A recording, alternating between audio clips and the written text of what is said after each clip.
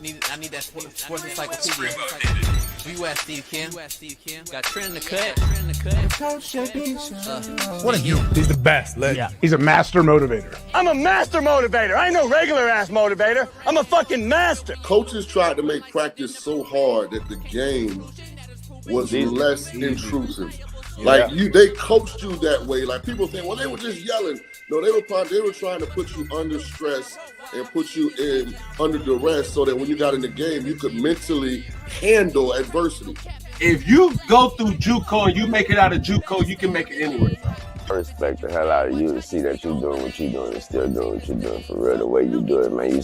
From day one, you had the same enthusiasm. You keep the same enthusiasm, and it's fucking contagious. In my opinion, I think Shedeur Sanders is the best deep ball in college football. I don't think Can you just say something nice about Shedeur Sanders? I love talking ball. It's nice to connect with guys that are like-minded and just are real and genuine. And I'll proudly stand up next to you all. God bless America. You said belt to ass, T-Rich. You got the belt around you. Smitty and Jason Brown. Coach JB Show.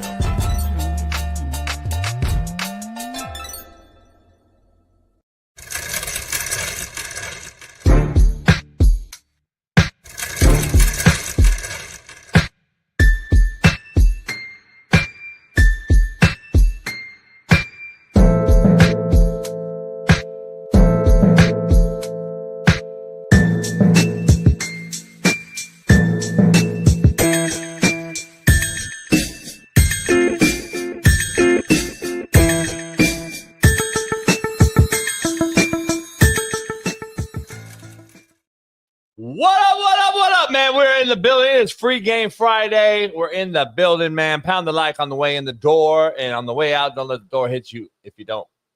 It's the real Coach AB for Smitty and Bailey. We got a loaded lineup. It's Free Game Friday. We got Hall of Famer Anthony Munoz joining us.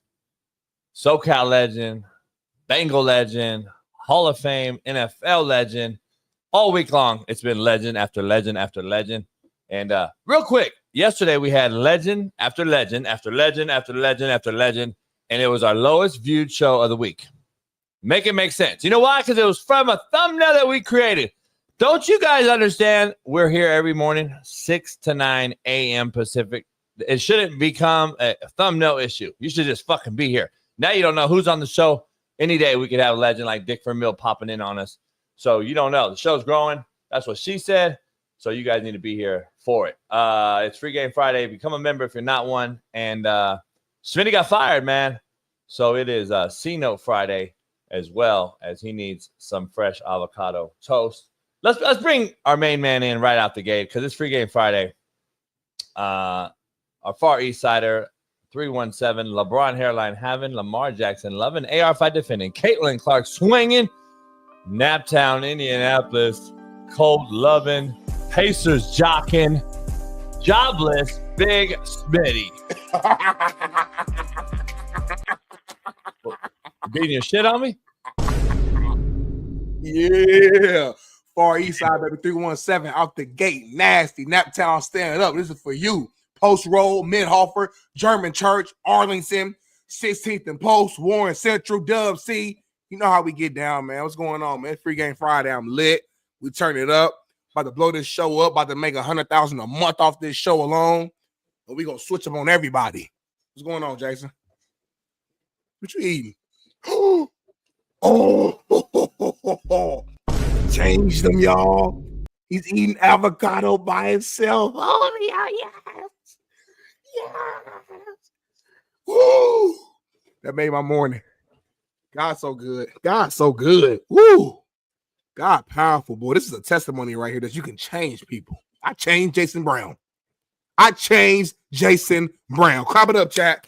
Put the clapping emoji in the chat right now, chat. Jason Brown is eating avocado. That's called healthy fat that you're eating right now, homie. That's great for you. Healthy fat. We got a new member, Matt Noble. Come on, homie. Homie. I'm confused. I've been eating it like this since I was a little kid. I was showing you this is how you eat avocado, not on fucking toast and rhyme with hey, they, and may. You eat avocado just like this.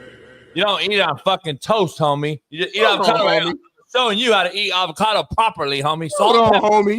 Salt, pepper, boom, homie. Hold on, homie. So you tell me you can eat avocado by itself with salt and pepper. Yeah. But if you place that avocado with salt and pepper on a piece of fucking toast, now it's hey, may, and they?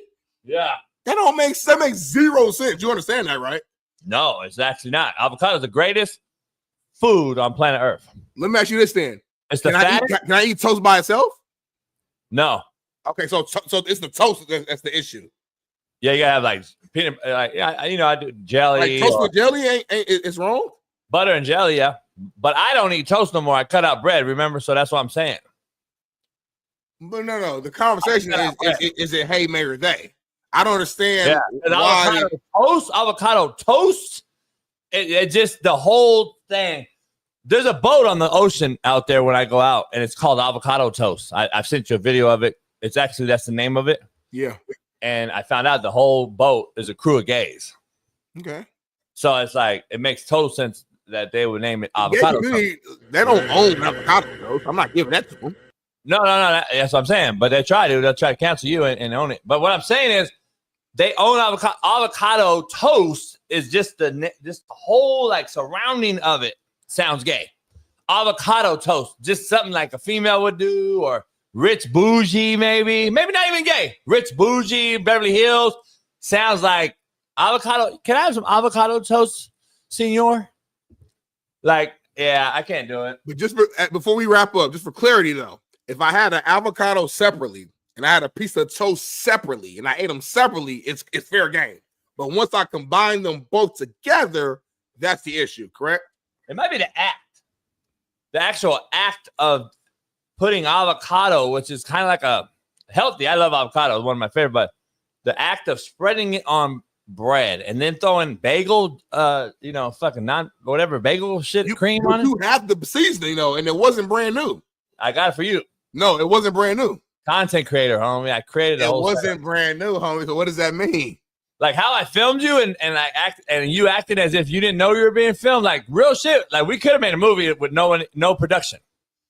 I mean, there's a lot of shit we can do with that house. You got a lot of areas to shoot content. Just that, unfortunately, you're lazy and you don't want to maximize like what you've been blessed with. So that's why the show is gonna always be limited, and that's why the show yesterday was the lowest views and lowest likes we've had in weeks because you're not maximizing who you are and what the show can be. So it's my fault. So I got the house to do it, but I'm lazy. So, but you stopped coming after 2 days. You told me to not come yesterday. It's a real show on Planet Earth. You said don't come yesterday because we got all these damn guests. It's gonna be straight interviews. There's no point in you driving all the way out here. I said cool. I did say that, everybody. So we had so many guests on back to back. It made no sense it would have been like it was easier to clip cuts. For Smitty and I, if we had the separate boxes, even though I like what Paris is doing with us in person, it's actually all right. I like it 2 and then 1. Mm-hmm. I don't mind it. Smitty, my homeboy hit me up yesterday. He got it. He married. Okay, respect. He was like, and so his wife came with them, and then he went and make a run to go get some drinks and shit. So we were chilling on the boat, and she was like, JB, so I'm not gonna say his name. I'll just say my husband. Like, okay, JB, my husband wants another baby. And then I was like, damn, for real?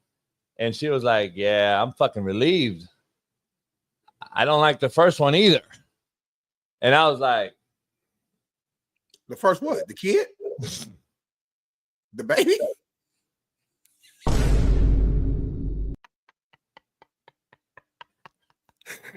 Whoa. So what's about to happen? Like, are you gonna tell your homie? That's the question. Do you exchange this information and share this information with the homie, or do you kind of stay out of it and let them figure it out? Tough position to be in, homie. That's what I don't like. Don't tell me nothing, 'cause I don't want to be in that position. Don't tell me shit. Especially when the other kid's mine.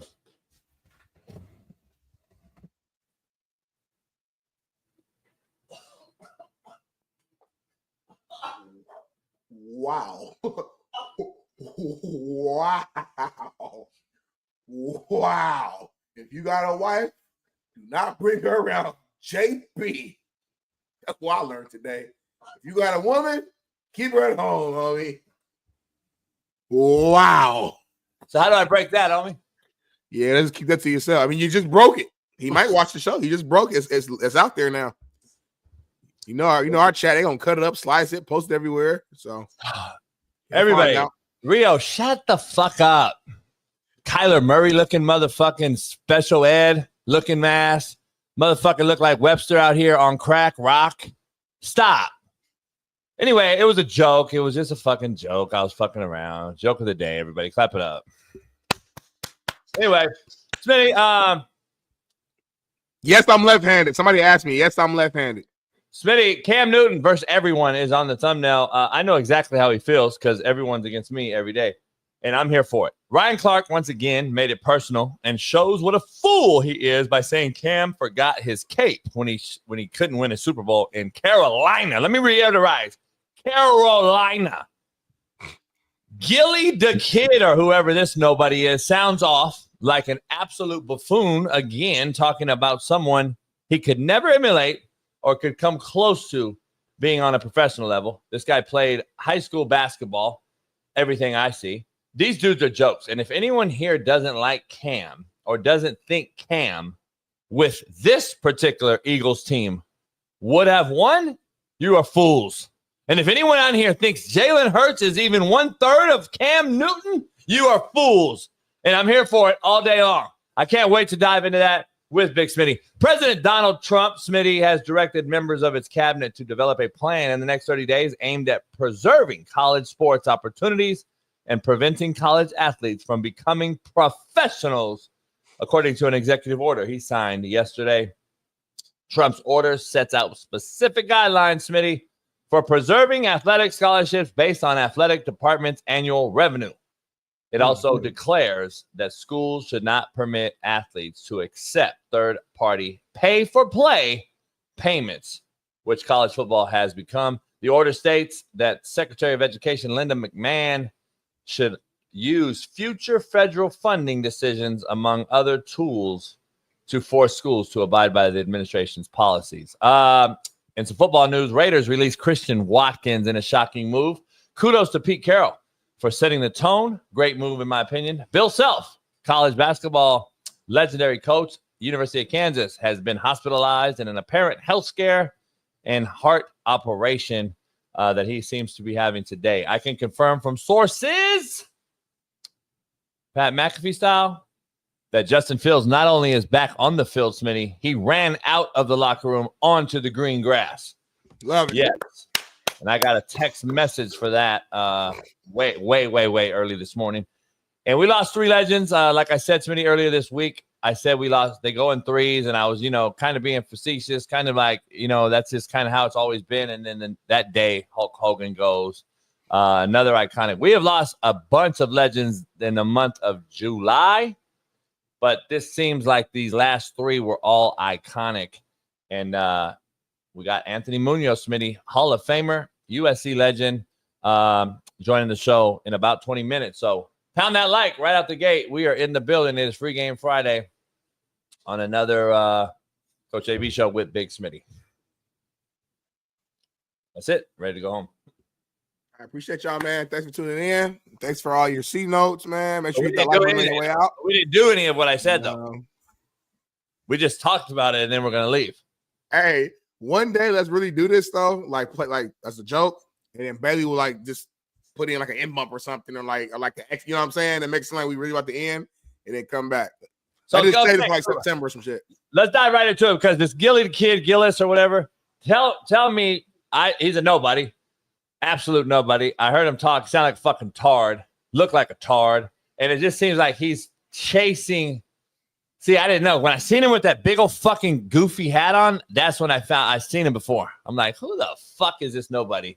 But anyway, crazy, man. He's an absolute nobody. And guess what? I can't wait for you to tell me who he is and how he came up. And I know you grew up with him and you loved him. Don't try to Eminem 8 Mile me, homie. Don't tell people what I'm gonna say before I say it. Let me say it, homie. So all right. But I just wanted to make sure to give context. My real name's Clarence, and Clarence got a real nice marriage.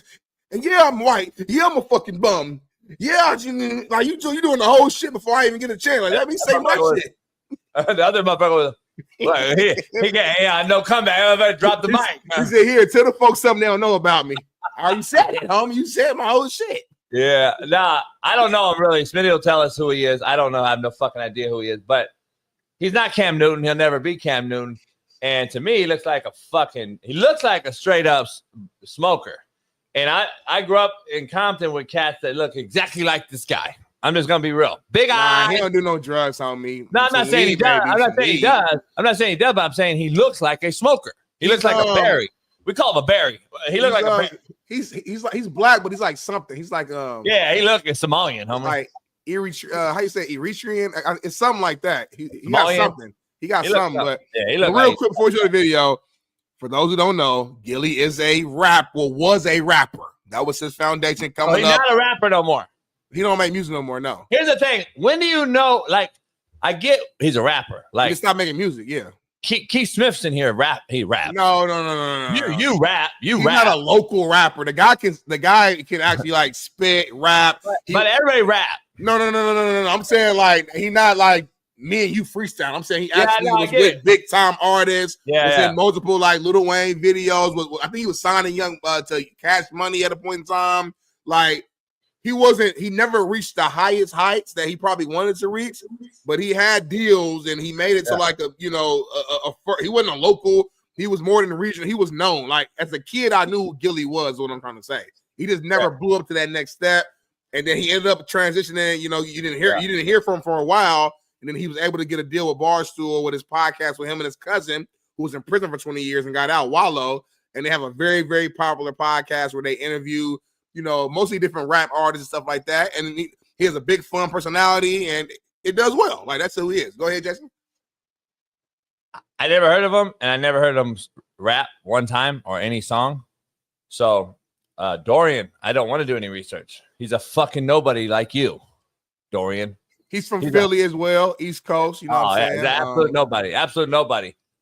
If he was a real rapper, I would have heard him. I would have played him. I would have a song. You gotta stop calling everybody nobodies, though, homie. Because now the definition is starting to get convoluted. At first, I was starting to understand you. You're like, okay, nobody is somebody who just used social media as their way to blow up, and they had nothing going on prior to that. Okay, cool. I might disagree, but I understand where you're coming from. Now you're taking people who had an actual like career and was a name who did something else, and they're still nobody. So now it's getting the Kool-Aid is getting dirty. I don't know what the nobody now. So you got to figure out a way to find wine. I think you're making my point for me without even realizing what you're saying. I think you're making my point. You just literally nobody.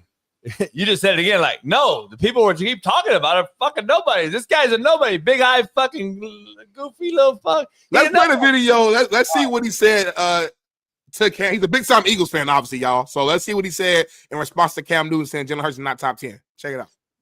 Cam Newton, I seen you came at me because I said Jalen Hurts did what you couldn't do. That was win a Super Bowl. So you want to get all in your feelings. Man, shut your tight jean wearing ass up, man. Nigga, you had on a jersey with a bow tie, you corny ass nigga. Get out of here, nigga.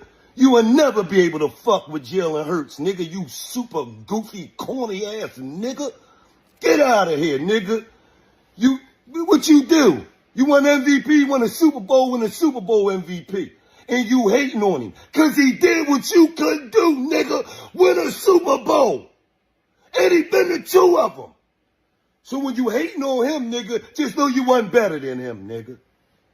You talk about, can you name one of my albums, nigga? You ain't got to be able to name one of my albums, nigga. Fuck wrong with you. You in my space. You ain't bigger than me in this space, nigga. You a low-ass boy in this space, nigga. Little boy. You low-ass boy. I could come sign you, nigga. You low-ass boy. What you talking about? You, nigga, don't ever hate on Jalen Hurts, nigga. I know it hurts your fucking feelings that you wasn't Jalen, nigga. You non-Super Bowl having ass nigga. And let's be for real. Let's be for real. You out here clout chasing, man. You interviewed a nigga on your platform who ain't nobody, and he got on there and talked about Deion Sanders, Beyonce, Jay-Z, a bunch of... Come on, man. You a Pro Bowler, man.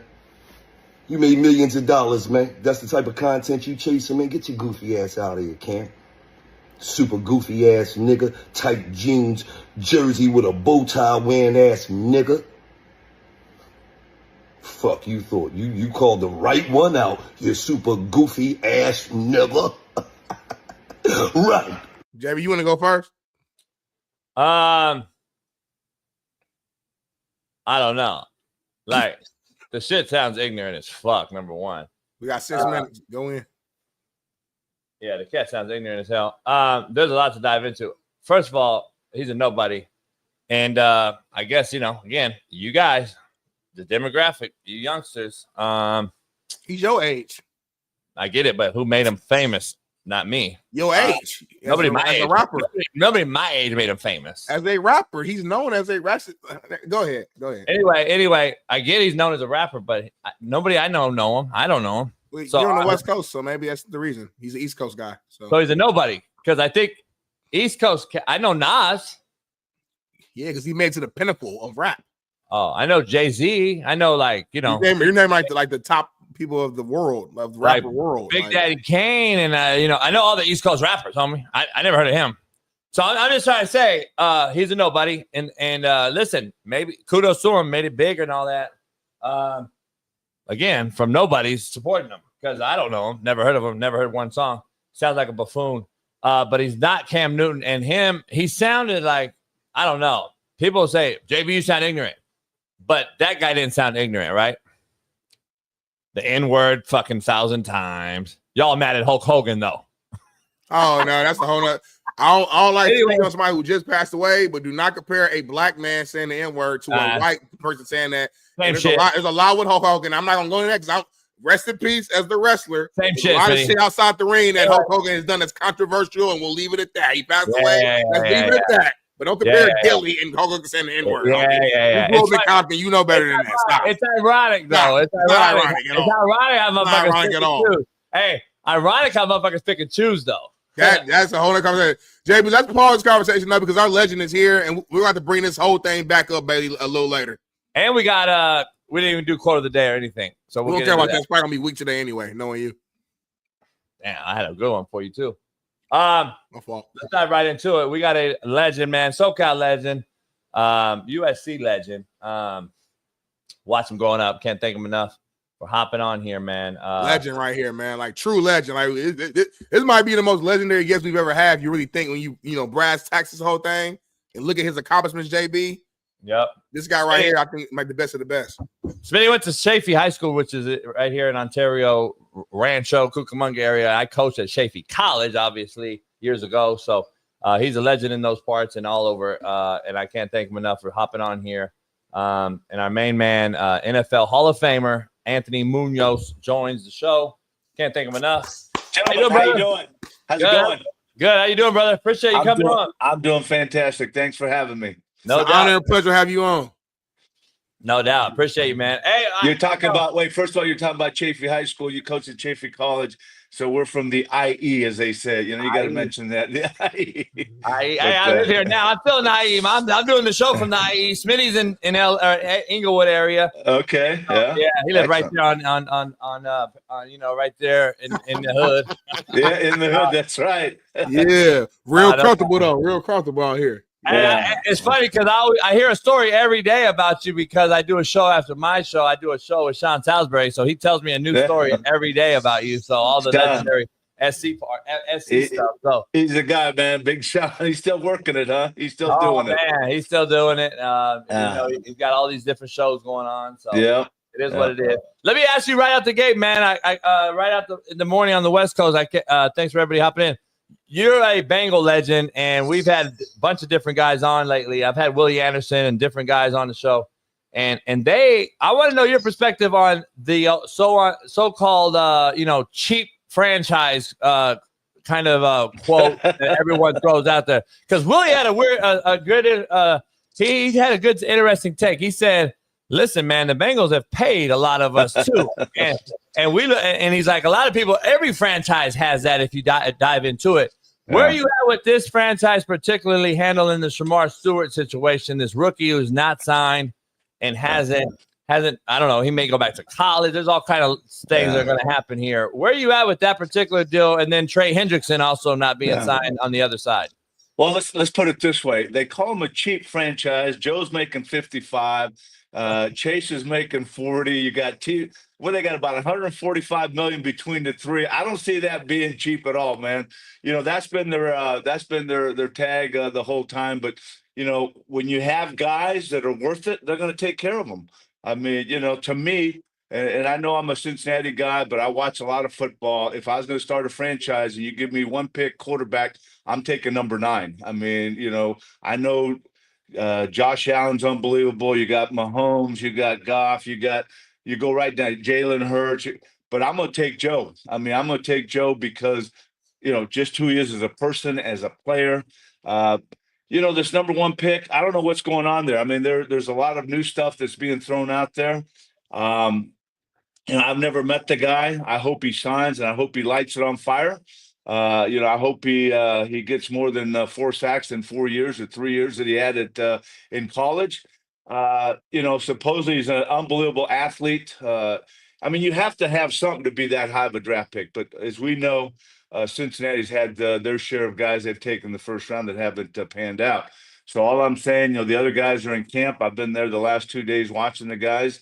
And to me, they're ready to go. I just hope, you know, Shamar's ready to go. And, you know, once they sign, you know, and it's going to happen. I mean, you know, when I was coming out, it was, you know, you go up to Canada or you sit out, but that's a lot of money to turn down for a young man. Well, maybe not nowadays with the NIL. Right. You know, I understand why guys stay in college 6, 7, 8 years. You know, I look at guys and I said, man, this guy's 27. I was in my 6th year in the NFL. You know, these guys are still in college. But, you know, the Trey Hendrickson thing, I mean, the guy's played unbelievable football. I think he just signed an extension a couple years ago. You know, the crazy thing about it, and, you know, the team has you, is that you're under contract. I mean, that's the one thing they have you with. But, you know, I would think that a guy that disrupts things and rushes the passer like he does, that they would take care of him. You know, I don't know Trey that well. I know him well enough to sit and chat with them. But to me, if you're going to pay a guy a ton of cash, I mean, you got to be able to stop the run too. I mean, you know, you got to show up every down and stop the run and be you know, 1 to 3 defensive end. You know, but again, what he's done rushing the passer the last couple of years, it's been amazing. No doubt. You sound like me right now, Anthony. I'm just telling you. I try to tell you guys, Micah Parsons is probably going to be the next highest paid non-quarterback in the history of football.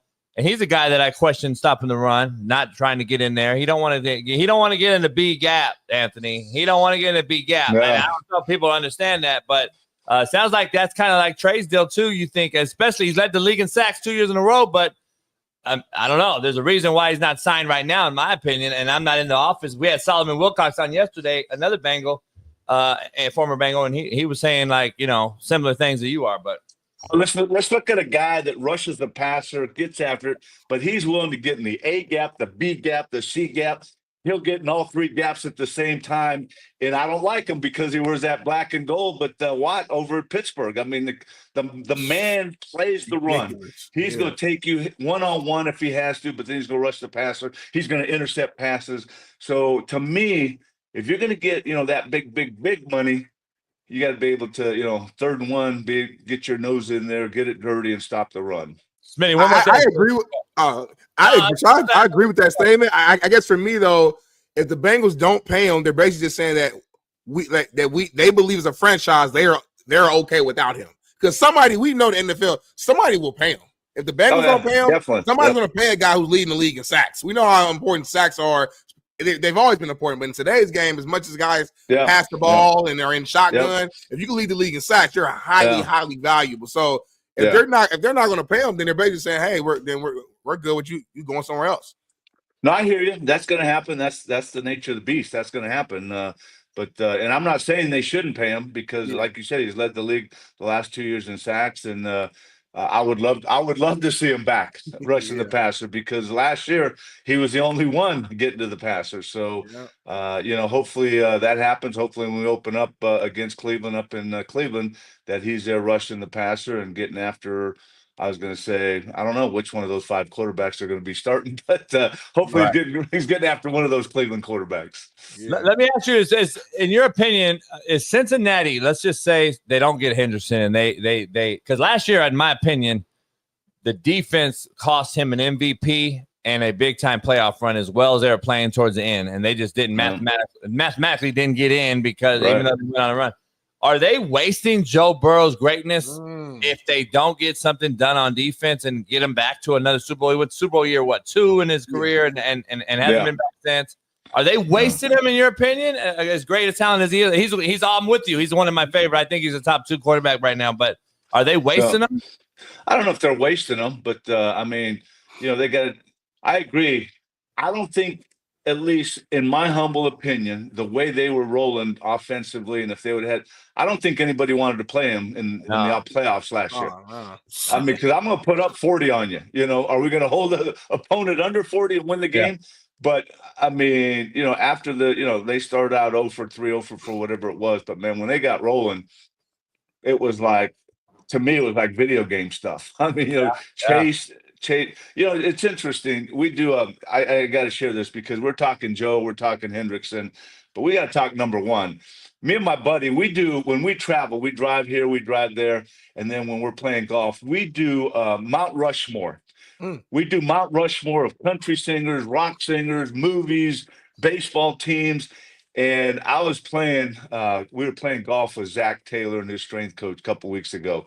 So we decided to do Mount Rushmore of Cincinnati Bengals. Of course, my buddy says, "Hey, you got number one playing with you." I said, "No, don't put the pressure on him. Don't throw my name out there." But both those guys right away said, "Number one's got to be in the Mount Rushmore of Cincinnati football." And I mean, the guy is sick. I mean, he is unbelievable. And I know we talked all this other stuff, but I kind of had to go right to number one because he is so much fun to watch. And but no, I agree. If that defense and I love the linebackers they've drafted, but that number one pick's got to come in and do something. And again, I heard, I'm not as close as people think I am with the franchise, but I hear things. And I heard they're working on it. They're moving progress with Trey. Hopefully that's true. Hopefully that's continuing to go. Hopefully they're kind of keeping it under the radar. And then week one, hopefully he's there and he's been there for a little bit. So you think Jamar's already better than Chad and guys like that in the history? TJ Green, TJ Hoops. I played JUCO with TJ and Chad. So we are all JUCO products here in LA, but you guys are young too. You got to add the original 85. Chad Johnson, but I'm add the original. The guy was as smooth as they get. Isaac Curtis. I mean, you take Isaac Curtis's 60, 70 catches back in the day. That's 120 these days. They changed the rules. They changed the rules because of Isaac Curtis. Isaac Curtis turned down being one of the 4x100 Olympic guys to play football. That was Isaac Curtis, and he doesn't get his due. But yeah, I think you got Chad, you got Isaac, and Jamar. I think Jamar, what he's done already is unbelievable. Nah, no doubt. Anthony, real quick, you blocked for two great dudes. Obviously, Icky Woods, the Icky Shuffle, and James Brooks, who I thought was one of the most underrated backs I've seen growing up. How was that with those two guys? Was it different for the casual fan out here that don't understand everything? Smitty played D lineman, D tackle at mid-major. You would have pancaked them every time, but not every time. Let me ask you, Anthony, like if you guys ran zone or power. I love it, Smitty. You got to have that in you, man. I'm a dog. I compete. I might not win, but I ain't gonna get my ass kicked every play now. I'm gonna figure something out. Hey, Anthony, did it change any steps, or did it change if you guys ran zone? I mean, were you picking up, putting down for Icky versus James Brooks? Yeah. You were just reaching the double right away. Like, did shit change for you up front with those backs, or was it always the same scheme? Mm-hmm. They figured it out off your ass. You know what? Pause. Icky was 235. JB was 190. JB could run over you like a 230-pound back, but he could run around you like 190 pounds. He could catch the ball. We're talking wide receivers. He had the hands of a wide receiver. Icky was just had that. They both had the knack because let me just I got to say this real quick. Yeah. Zone blocking scheme. So a buddy of mine just sent me about 4 plays at Detroit Lions. He said, hey, you got to check this running game. Nobody knows what it is. Nobody can stop it. I watched the 4 plays and I just laughed. I sent him a text back. I said, dude, I said, they're running the zone blocking scheme, but they're running it great. They're blowing that double team off. They're getting to the second level, and they never responded to me. He thought that he had found something new. But there's nothing new under the sun, man. We ran the zone blocking scheme.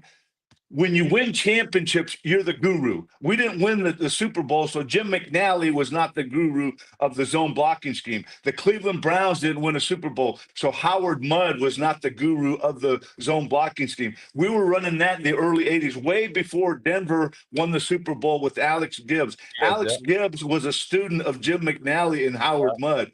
Dan Sarnecki at Patriots was a student of these guys. That's what we ran, man. So it was the same thing. We just ran different plays with them, but the double to the second level, 28 brace with Max Montoya out in front of JB, cutting down whatever as a safety or a cornerback. We just ran the same thing. It was get movement with here's something. We doubled with the hands and look to the second level with your eyes. Don't get engrossed in that. We're going to push the guy, but you got to see where that backer is so you can pick him up. If it was Icky, 17, 16, 18, if it was JB, it was the same blocking scheme. Yeah, no doubt. Yeah, it sounds like you should be coaching again. You're getting back to coaching. You gotta start coaching. I love it. I love you hear his voice, JB. He got that. He got that coach's voice, that passion. Yeah. Hey, it was still Ace, Deuce, and Trey, huh? I tell you what, and there was 100,000 more because let me just give you a little insight. Most teams, run the play and we could run one play with 4 different terminologies because we had the regular huddle, we had the tax huddle, we had the sugar huddle, we had the walk-by huddle, and Smitty would be on that defensive line. And let me tell you, Smitty, I know you're a smart guy. Yep. Your head would be spinning a little bit with everything we were doing offensively. It would, because the Buffalo Bills tried to get the commissioner to keep us from running the AFC Championship game in 1989. And Sam White said, there's no way, we've been doing it all. We had rule change because of what we did. So you know what we did that AFC Championship game? Instead of doing the no huddle, the sugar huddle, we lined up double tight and ran for close to 200 yards with JB and Icky and said, we don't have to run, all this stuff. We're just going to line it up double tight.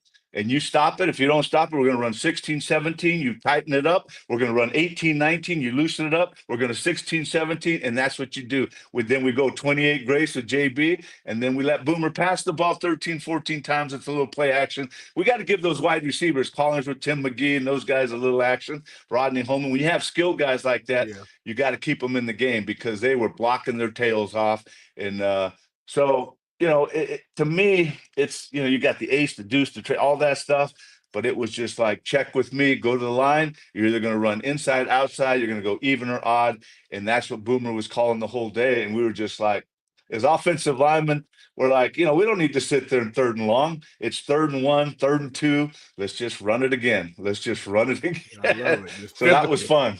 Hey, Anthony, how was it to be a part of that? Like, it was a phenomenon at the time. The Icky Shuffle. It was kind of like it was good.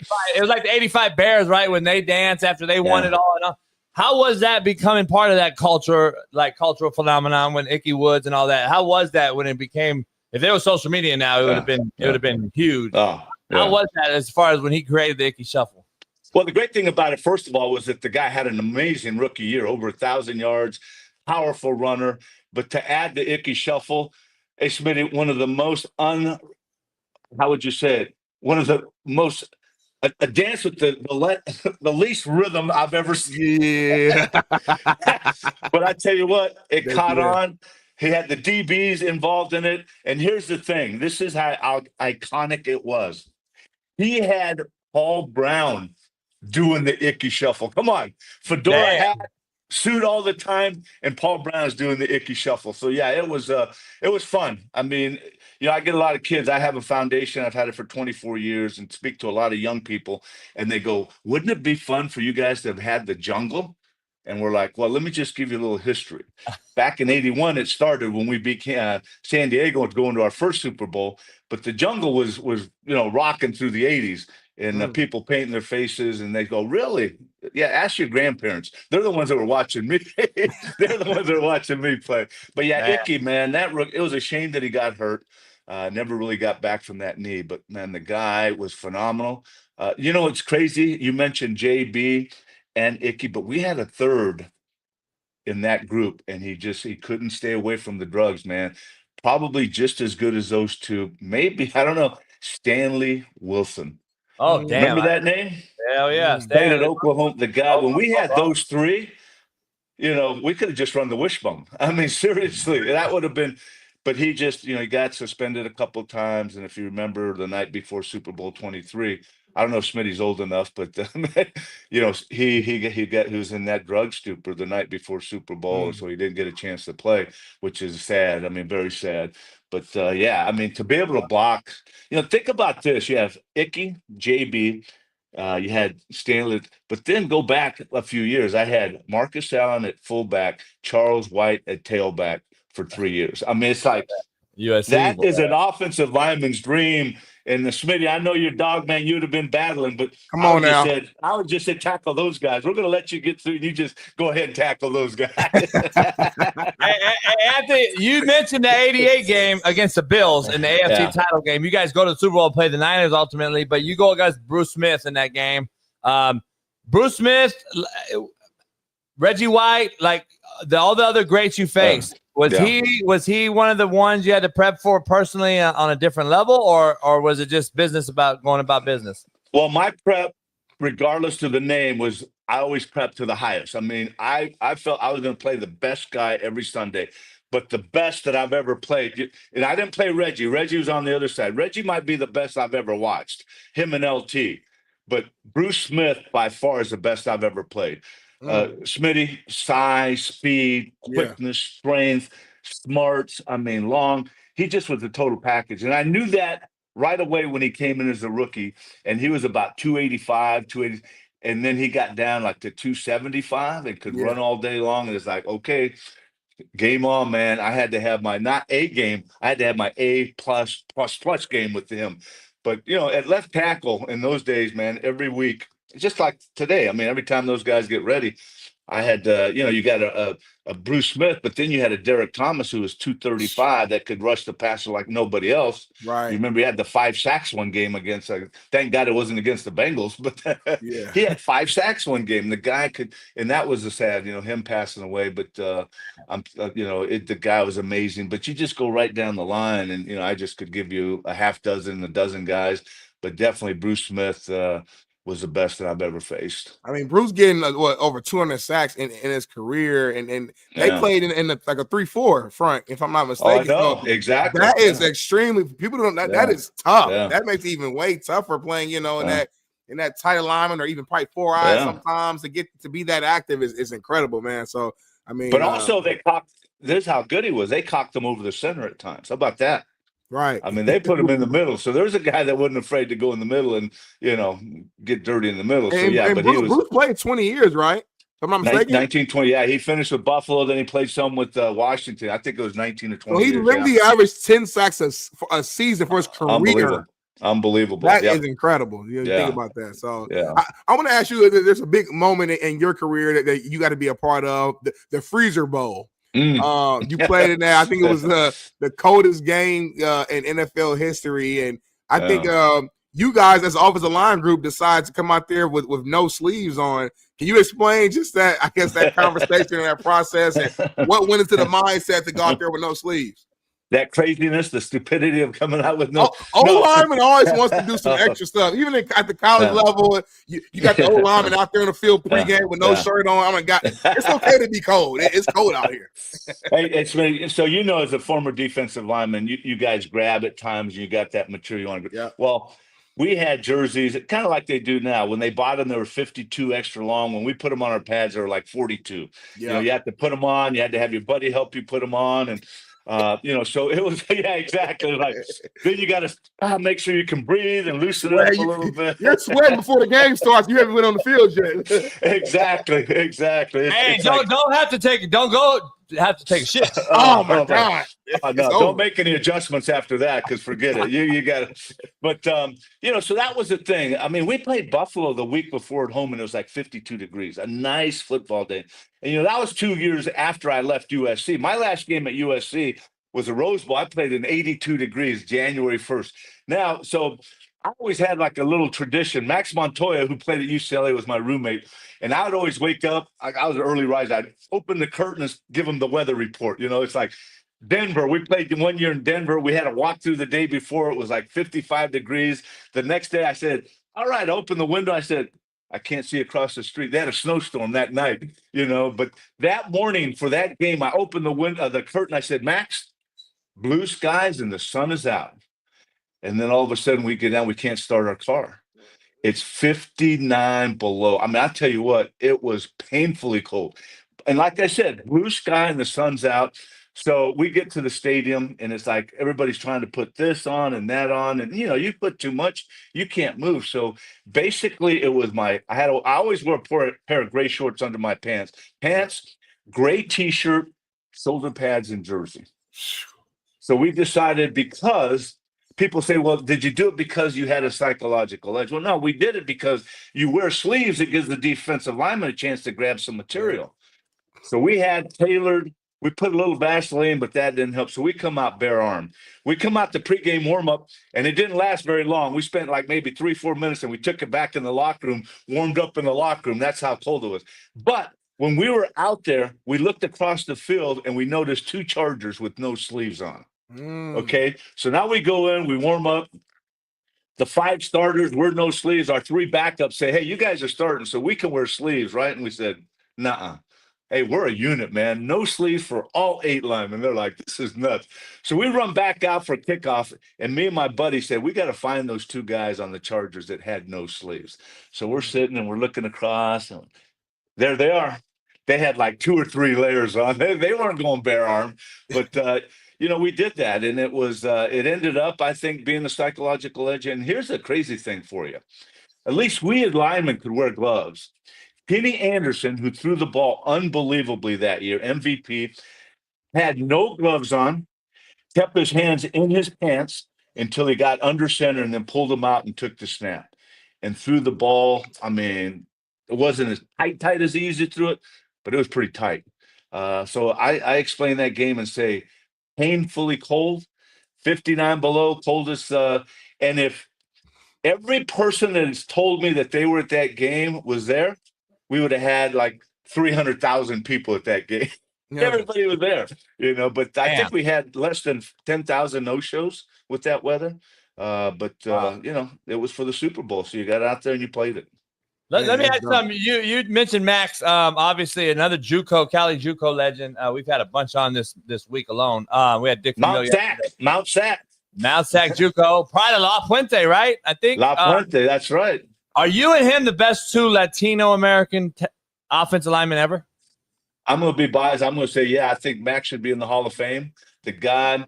So Max was here a year before I got here, and he was a tackle, and he didn't play rookie year. So we got a new head coach, a new line coach. They moved him to right guard. Rest is history. 16 years, multiple All-Pros. I mean, the guy's great. You know, we saw our grades every week because we had, Smitty, you like this. Our meeting room had sheets of cardboard on, and our grades were there all year long. So if you had a bad game, you went into your meeting and you saw it. It wasn't like give you grades on Monday, then you throw them away. Yeah. And Max's grades were crazy. The guy was unbelievable. He right guard, like I said, that 28 grades with JB going around. If you were a DB, I don't care who you were, Max could get you down. He just had a knack to get you down. And so it was, I would say that Max is I mean, has there ever been, two Two other Latinos on the same line from East LA know. area. I know, USC, both from UCLA. East Yeah, LA yeah. and Cali. I don't know. That's interesting. But Cali, I tried to tell Smitty, Cali. I got to give you something. And again, I don't know if it's. I mean, I don't care if it's correct or not. But my line coach for my whole career, Jim McNabb, 5'9", and he. I mean, to me, one of the best to ever do it. He would sit in the middle of Max and I with his arms around it. He'd go, "I got the two biggest Mexicans in captivity." It was great. It was great. Right, he is a legend, man. We've talked about O-line stuff. Let me ask you, what do you got going right now? I know you got the foundation. You had a son that played at a high level. Your daughter, I know, was All-American. I think she went to where? She go to Ohio State or Tennessee? Or? Well, played 1 year basketball, Tennessee, 3. So Michael, real quick, Michael was the first lineman coming out of high school. He was a 4-year starter at Tennessee, 2-time All-American, 2-time captain. Didn't go on to the next level, but he did some amazing things. Graduated in 3 years, won master's, got a postgraduate scholarship, got another MBA, went to Procter & Gamble. He's working for the state right now. Our daughter, Smitty, you like this? We call her the best athlete. She played basketball. She was a 2-time Division I Player of the Year in Ohio, 2-time Miss Basketball. She committed to Tennessee her sophomore year in high school, played 1 year there, then finished 3 at Ohio State.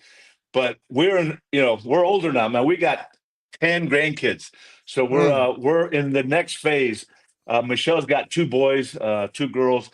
Girls are 5th and 7th grade. Her boys will be a freshman and sophomore. They got 2 boys in high school, 6'7", 6'8", 14-year-old, and the other one's about the same height. They're going to be playing high school basketball together as freshmen and sophomores. So we've been following them. We're watching our grandkids now in sports, and it's a blast. We just kind of grab our comfortable chairs for whatever sport, and we hang out. Our daughter and her husband and 4 kids built about 400 yards in front of us. We split off an acre here, so they're living here right in front of us. Our son's up in Columbus.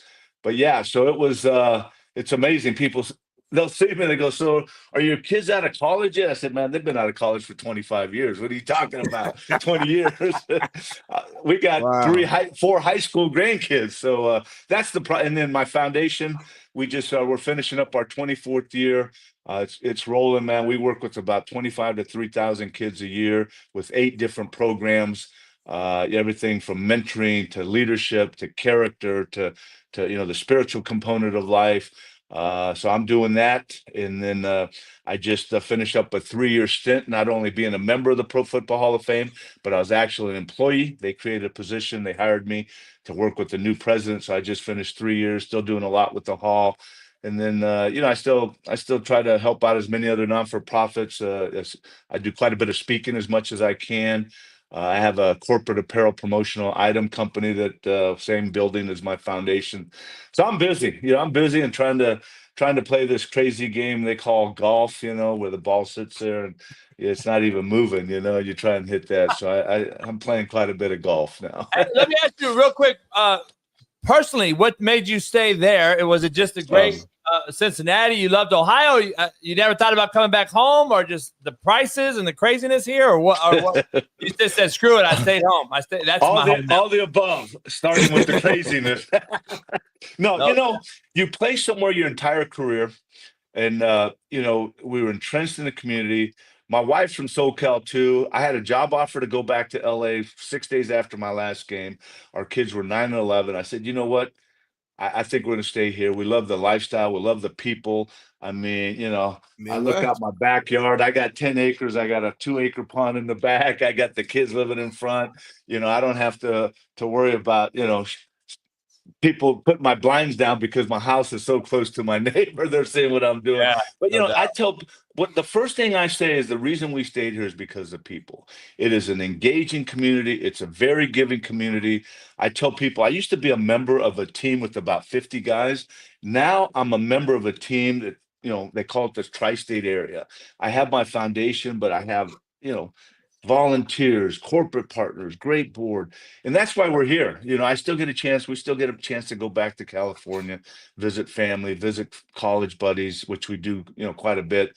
I'll either have a college buddy or a family member. When I'm out there, they'll put their arm around me and they'll say, "Okay, so when you moving back?" And I go, No, we'll keep visiting you and then coming back home to Cincinnati. But there's some give and take. I mean, there's no question that you can't beat the weather out there. But I'm not willing to enjoy that nice weather 3 hours in the car wherever I'm going. So traffic is insane. Yes. But back here, they keep saying you get used to the humidity, which I haven't gotten used to. I sweat like crazy. When I'm playing golf, I have 4 gloves hanging on my cart. But other than that, I love the fall. I love the winter. I mean, people say, "How do you handle?" I love the winter. I think I'm a polar bear at heart, so I love the winter. But no, we love it here, and it's the good thing is we have a chance to go back and visit family. Yeah. How about this? So we talked a lot about the pros because that's really where my body of work took shape because of injuries. But when we go back to Southern California, there's 5 couples.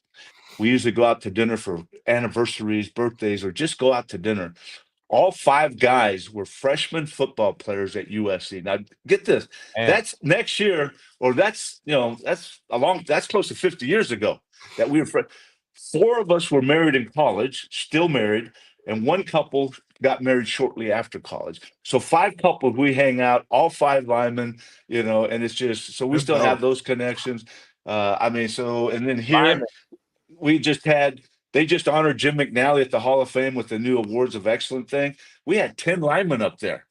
All the guys we played together, all but one guy who's the old line coach here now at Cincinnati, Scott Peters, and he played for Jimmy at the Giants. He went up, but we had like 9 guys that played together that were up there.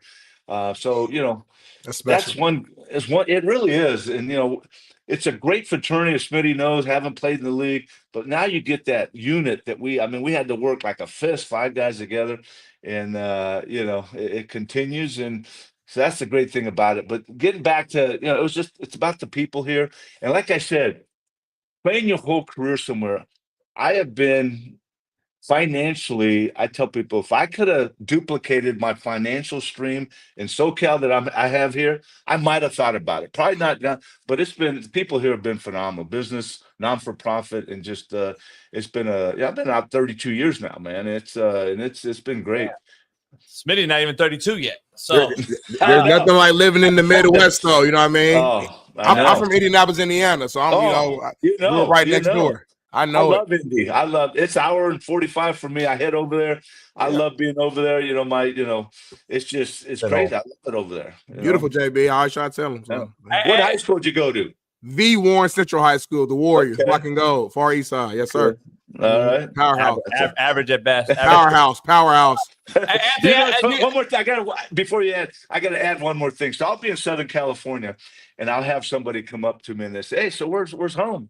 I say, "I'm in Cincinnati, Ohio." And they'll go, "Oh, I'm really sorry." And I'm like, "Why are you sorry? It's my decision. If I want to live in," and it's almost like, and I say, "Oh, so you're born and raised in Southern California?" "Oh, no, I'm from Sheboygan, Wisconsin. We moved here 6 years ago." I'm like, where's this? Where's this? Sorry, right. But they're always Sheboygan. I'm so sorry you're living back there. I said, "I'm not, man. I love it." I just had to add that. That's good. Ironic, huh? Irony is unbelievable. Let me ask you, as you get out of here, I can't thank you enough for hopping on. Oh, it's been great. Thank you. Nah, man, you're a legend. Let me ask you, SC. They got Lincoln Riley, Midwest guy, Texas guy, comes out here, goes to Oklahoma, doesn't get it done at the big level, goes to SC. Everybody's hoping and praying. Yeah. I've been saying for a long time, since being cool with Pete and knowing all these guys sending him players, I think you need a LA or some sort of California guy. Over time, it seems like a Southern California or a West Coast guy has been the guy that's coached that team over the years. Where are you at with Lincoln, and how are you optimistic about SC getting this thing back to prominence, a blue blood again, or are you worried a little bit about SC? Let's put it this way. Opening game last year, Las Vegas, I think we had 20 guys in Mark Davis's suite in Vegas. They physically dominated LSU. I said, man, this defense, night and day from the year before, and I thought they were turning the corner. Then, what did they lose? 7 games in the fourth quarter? I mean, that is so foreign to USC football game. I love what he does with the quarterback. But, bro, it's USC. Student body right, student body left. Give me an ISO. Give me the full back up on the backer. When you're up in 7 games in the fourth quarter, That's when you pound people. So that, I mean, when I'm around there, I love the atmosphere. I love things, and I've gotten to know Lincoln, but there's certain things that, it's just, I know you can't keep saying back in the day, but even Pete, it wasn't that long ago, and they pounded the ball and they ran the ball and they threw the ball. So, we're hoping, I know there's a lot of guys that, been on some Zoom calls together and a lot of conversations going on. When you got Marcus and Ronnie, and I mean, I can just go down the list, guys that played way back and guys that played recently that are hopefully, things turn around because they want to see it back to prominence. I know. There's no reason why it shouldn't be. And I keep hearing about this 26 recruiting class being the number one. And I see the size of some of these guys. I'm thinking, well, hopefully maybe now in the trenches, they're getting backward. Now, skill guys, still years loaded. I mean, it's just like loaded. You talk about guys but I'm sorry. You need the D line, you need the O line, right, Smitty? Yes, you need the guys that are going to dominate from the beginning to the end, and that's where games are won. I mean, ask Patrick Mahomes. When they lost to Tampa, he lost 2 linemen, and then I told people this year, I said, not so quick about KC winning. Look at Philadelphia's D line. They'll get after you. You don't have to blitz. 4 guys are going to get after you, and that's exactly what they did. So you need those big fellas that can move and move people out of the way up in front, both sides, and hopefully that will begin to happen there. And I think it needs to happen to get it back to where it should be. No doubt, man. It's great. Smitty, you got anything else? No, that's just it. I just appreciate you. I saw some online though. Is there a documentary coming out on Netflix about you, or is that not? There's a lot of AI stuff. That's okay. I'm just recently. I went back. I was a part owner of the Bengals. I was going back to coach. Not that I'm aware of, unless somebody's doing something that. It's probably something. This internet thing is crazy. So that's why I wanted to ask you to make sure. I'm like, okay, is there something going on Netflix? Part owner, coach. They didn't name it all, man. Anthony Munoz, coach O-line this year. Breaking news. Hey, man, much love, man. Best success to you and the family and health. I appreciate you hopping on here, man, and hopefully you come back out here, or I'll see you soon. Yeah, anytime, guys. Enjoy being with you guys. Keep it rolling. You guys do a good job. Thank you, brother. Enjoy. Take care. All right. Take care, Anthony. Have a good Anthony Munoz, legend. Took me off. I don't know how many legends can you have without cats like really appreciating it. Like, you can't even hit the like. 300 likes only. Yeah. Is that a point where I'm kind of tired of even asking for it? Like, it's to a point where we're about to do a show and like have nobody can, like, no members, like nothing. Like, you can't do nothing. And then they had the audacity to talk in the chat and say, Smitty finished with Wilcox. JB left for Whitlock show, and they want us to be members. That did happen, but in context of this conversation, I'm with you on this side. Yeah. So what happened, though? Here's my point. You did leave in the middle of the show, and I was kind of pissed. You left in the middle of our big time, prime time, premium show that's live.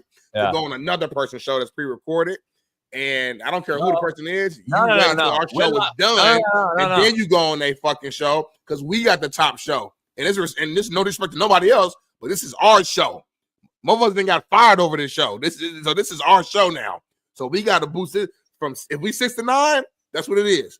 If we 6 to 8, whatever we decide before the show, that's what it is, and then you go. Hector, the only macro in the whole chat.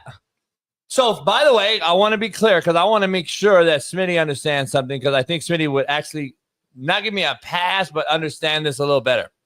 Whitlock went live 6 months ago now, and he starts 2 hours after our show.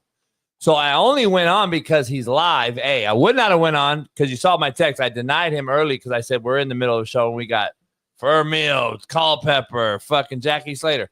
So him being live, though, I said, all right. Because he's got bigger YouTube, bigger platform. I said, I'm going to go live to promote Smitty and the show. And I'll go live and say, hey, go on over there to Coach JB show right now. I just left. And it's a marketing 101 ploy, homie. It was to get the show more views. That's all I did it for, homie. Mm-hmm.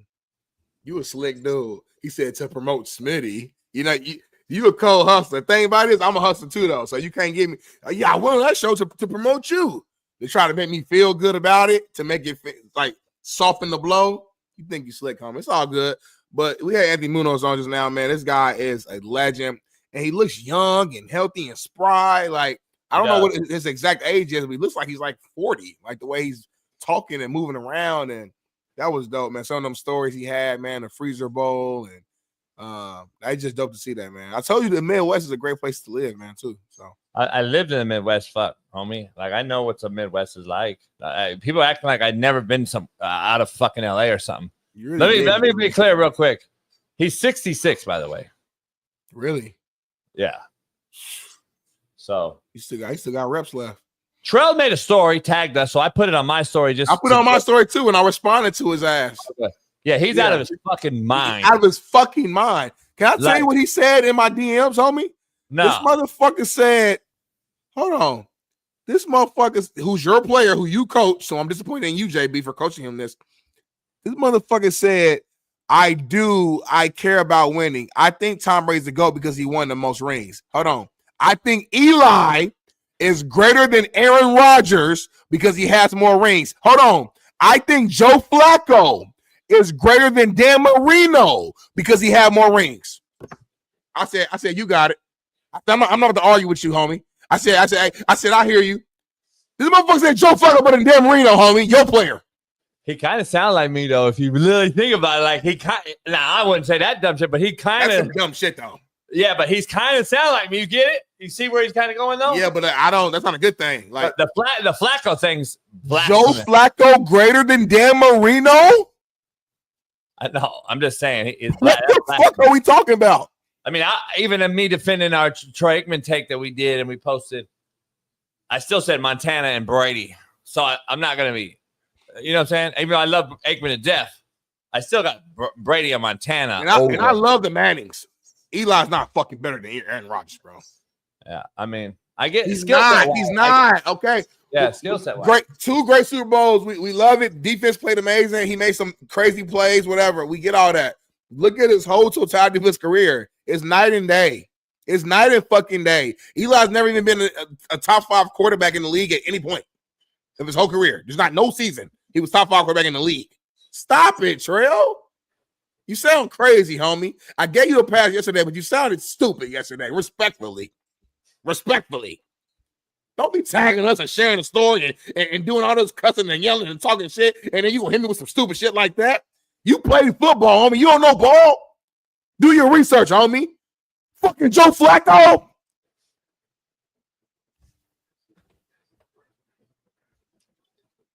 Latrell's become very fat. Thank you. That's the problem. And he's delusional now. The fat. He did a picture with his girl that's pregnant. Shout out to him and his wife. And he had a bigger stomach than her. And I think that's what's fucking with Trell lately. It's like the fat is overcoming the brain cells a little bit. It's kind of Trell can't be micro and be macro looking. Doesn't make sense. He played fucking running back for me, homie. Latrell, you better get your fucking ass in the weight room.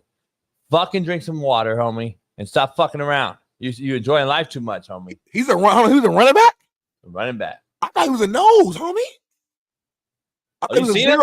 You've seen him? You've seen him. So you only know him as what you've seen him right now, right? I don't know the old Trell. I thought Trell was just like a big old like rib 6-pack. No way, homie. Yeah, running back, homie. I thought Trell lost weight and like he was like 300-pound nose tackle, 0 technique, 3-4, like fucking Vince Wilfork, and then he lost a little bit of weight. Now he's this version. Trell go to Popeyes every day. What do you order? Fuck, like the whole thing that's not. He orders four pieces because he gets extra biscuits though too. That's the issue. Yes, and then he leaves there and goes to Church's to get the honey biscuit. Fuck, you know. See, I used to do that in the hood back in the day. I used to mix and match. I'd go to Popeye, see a little healthier. I'd go over and get the honey biscuit at Church's in the hood, right on the other corner with the jalapeno pepper. Yeah, honey biscuit with the Popeye. I used to mix it, homie. Smitty, real quick, we got to do the quote of the day because we didn't even get it done. Yeah, let's do that right now. Like, let's go quote of the day. Brought to you by those people up here, my favorite people right here.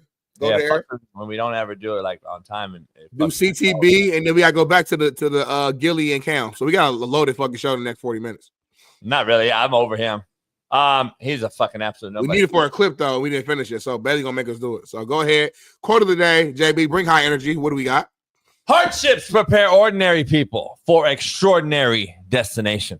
I like that a lot, homie. Top 100. I like that a lot. Clean, executed properly, very clean, very good. Hardships prepare ordinary, regular people like yourselves in the chat for an extraordinary destination like where me and JB live at. We be on the yacht, golf course, going to the party here in about a week or two, all that type of shit. So I love it. Could be hardships prepare nobodies for average destination. I don't know. Think about it. I might put it on a t-shirt. Contrary to belief, Smitty, we aren't blessed because things went right. We are blessed because we got fight. Cool little like. I don't like cool little rhythm and rhyme. I don't think you downplay it. To me, you're capping. What I mean by that is you're over it because we did it an hour and 13 minutes late, and you're not going to ever have the same energy for it. Because you're over it and you want out. You want to go. You want to go on the boat. I got more energy now. I'm actually more up. I was tired when we first started the show at 6 a.m. I just got up. I'm more energy now. I just think, like, I would tweak it. I think we're blessed because that man upstairs is bigger than all things. So it don't matter what you're going to do. You're going to be blessed. So you said we blessed because we fight. I don't know if that's the exact reason. That's only issue. Thank you, Latrell. Now you're macro. Now your brain looks like your stomach, motherfucker. You're starting to become macro now. Smitty did answer before I finished. He caught that too, because that tells you like he's just being a smart ass. He's over it. He doesn't. No, I read it first. That's why I read it. I could have said the best thing you ever heard in your life, and you would have been like, eh. But I just gave you props on the quote of the day. So why would I? I'm real. It's your tone. Like I know how you want to do it. Like I know, I get it. You already you just met me, homie. We don't even know each other. Just joined the show. Delete that poll question, Bailey, because I think the new poll question is Jalen Hurts or Cam Newton. That's something we can't dive into. Right now. Well, we got commercial because your guys, by the way, the guys that you fucking love, the nobodies who are selling out absolute baseball arenas across America, the fucking bananas or whatever. These motherfuckers, did you see this guy goes on CNN and does a flip and lands on his motherfucking face? Again, a nobody creates gets somebody to buy in to absolute nothingness. And that's what's happened. The Bananas. Savannah Bananas. Say it correctly and put respect on their names. What is it? Savannah Bananas, homie. One of the biggest events in all of America. We got a commercial, but I want to see this particular clip that him landing on his fucking face, by the way. Do we have the video? Oh, Jesus.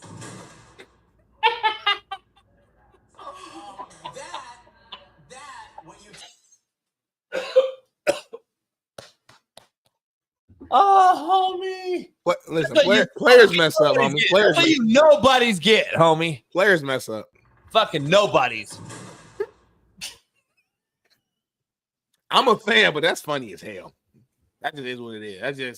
That's good one-on-one nobody. funny. That's what you get for going on CNN, number one. Number two, you're an absolute fucking nobody, and that's what you get. You fucking nobodies that think you're so fucking cool. You know, should have went up there with them. Gilly, fucking Cincinnati, fucking Dank DeMoss, fucking all these motherfuckers. Gillis, all these motherfuckers should have went up there. So, what's his name? What's the other brother's name? Drewski. Fucking all you nobodies should have been up there together. And he really fell hard, bro. Like his This feet shows person, you. he like smacked down hard. This is showing you like the nobody. This is my whole. It's proving my whole thing. Oh. This actually proves my whole thing. It's proving my nobody thing. Why? Because he couldn't land the flip. You can't flip at all. I know I can't flip. You think Ken Griffey would have got up there and fucking flipped and fell on his face? That's the point.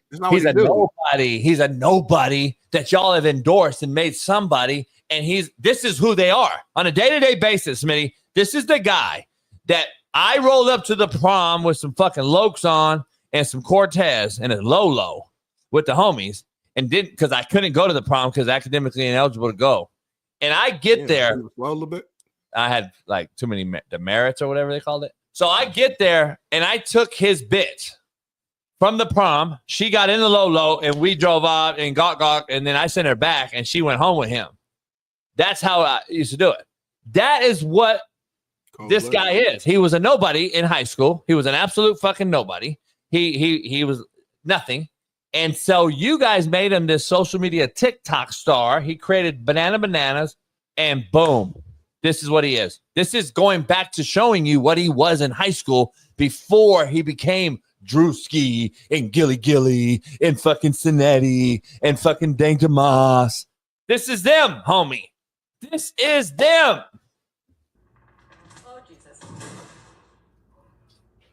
We back a couple minutes.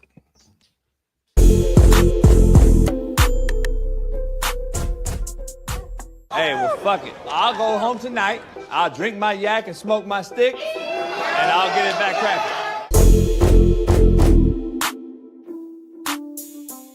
Savannah Bananas baseball team that does all the dancing. The Savannah Bananas baseball team that does all the dancing. Coach JB, just react to this, man, and kind of give you a take on why so many people watch this.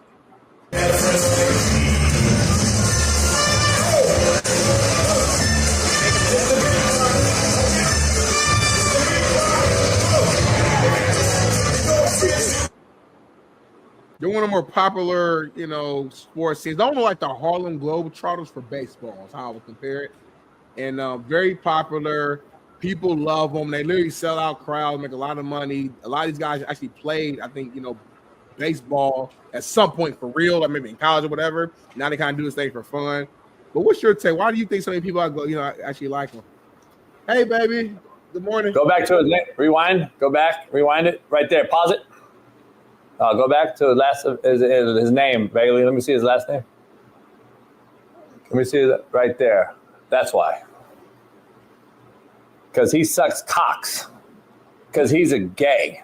This is gay. Suck cocks. That's why. He has the perfect last name. The fuck are we doing here, homie? You a homophobe, homie. The fuck are we doing? God damn. Oh, hell no. You fucking shitting me. You would not go see this fucking in real life. Stop the cat. Tell me right now, truth or lie. Would you go see this? I don't watch baseball like that. You wouldn't go see. Just keep it. Smitty's so good at this media shit. Like, you all talk that shit, and he always wants to fluff me. Fluff me. He's good at this, homie. He knows how to be so mainstream corporate. I can't wait to get him out of there. I gotta be honest. I can't wait to get him out and I still ain't gonna be you. That's what makes our show great, though, in my opinion. If we were the exact same, you'll be a little different. Like, you might have just been like, nah, JV, that's a little too gay for me. Like, you might have said that. You might say that one day. You're like, crazy, man. Like how Smitty said, like, yeah, I don't like baseball like that. Like, he skipped over the mirrors and the cocks and all that shit. He skipped over all that shit.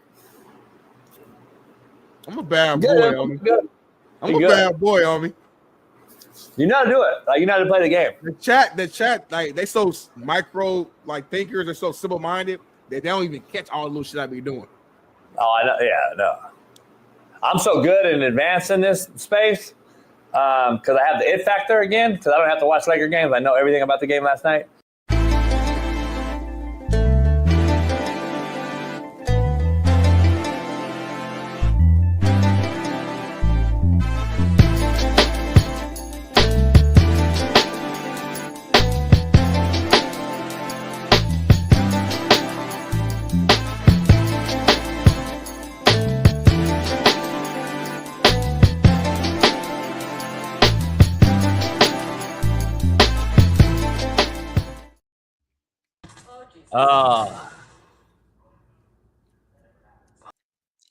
That noise on me.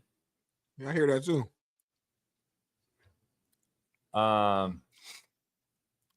So I met with some of my Fox former coworkers yesterday. Just as one last little hang out. It was cool to see everybody. Shout out to my whole squad, man. It's kind of, everybody was venting and everybody was in good spirits though. Good energy and just kind of talking through everything. Once the drink started flowing, we started having random conversations. And since we're not coworkers anymore, we can talk about whatever. So we had a random conversation. They got a random question got popped up. It says, "What are certain words that men should never use?" And like one word that got brought up was it was, what was the word? Yummy. Like a grown man should never, like in no circumstance, should ever use the word yummy. And I agree with that. I don't think a grown ass man should ever say yummy in any. I don't care if you're eating food, if you're in the bedroom. One of my coworkers said she has a friend who's like a homegirl was having sex. Not your coworker no more. Former was having sex with former. You guys got fired. Stop saying coworker. Was having sex with a dude. Dude was like, hitting or whatever, and he's like, "Oh, this is yummy." And the homegirl said she immediately just dried up, like it was turned off, ended it, whatever. So I want to ask you, JB, what are some words that men should never say? Just period. Matter of fact, what are words men should never say in the bedroom? Your opinion? There was a white girl there who said men should never say the word "come."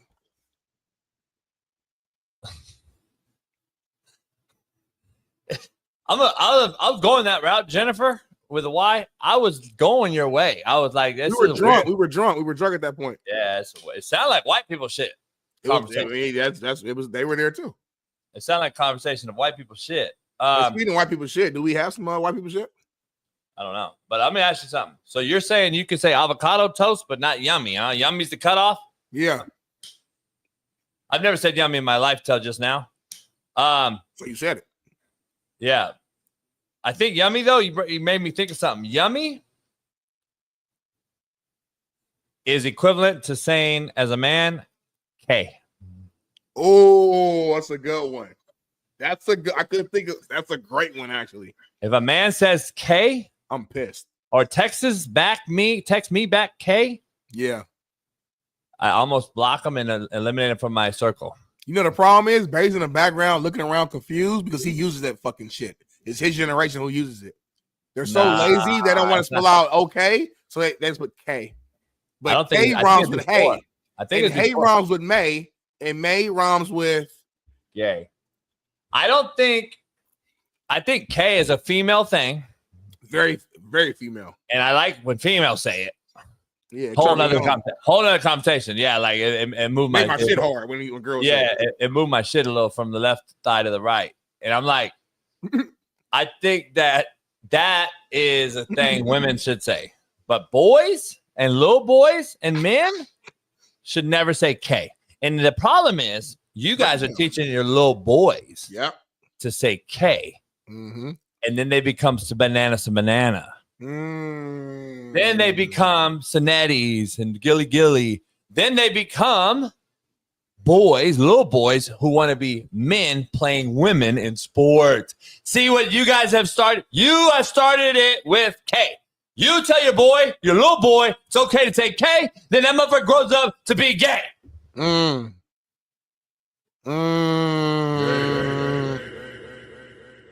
was like a full breakdown you just did. Like that's pretty whether you agree or disagree, chat, that was talent that JB just showed y'all right there.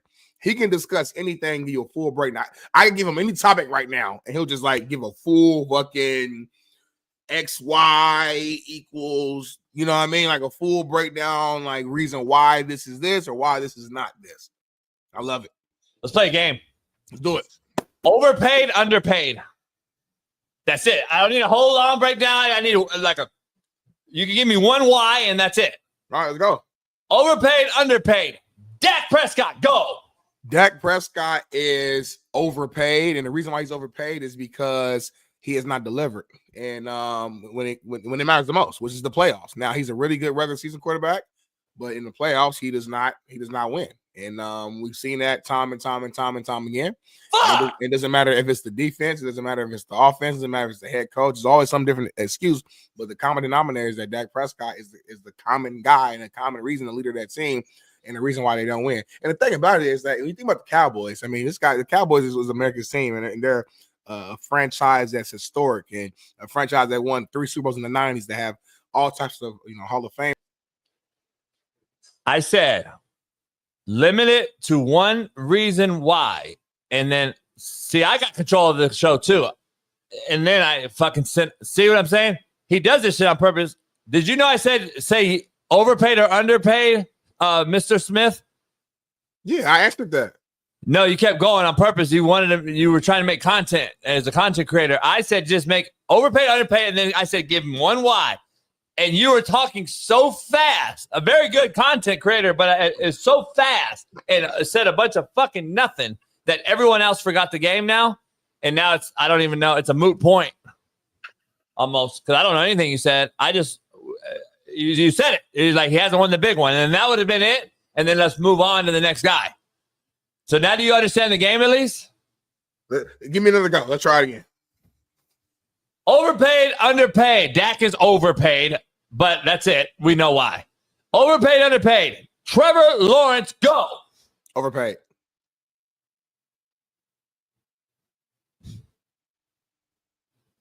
Know why? You said I went too long. I don't want to. It's supposed to be quick. I said, give me one why. I said, you can give me one why. All right, if you want to choose which guys to give me a why on, then cool. We'll go with the game. If you don't want to go with the why, cool.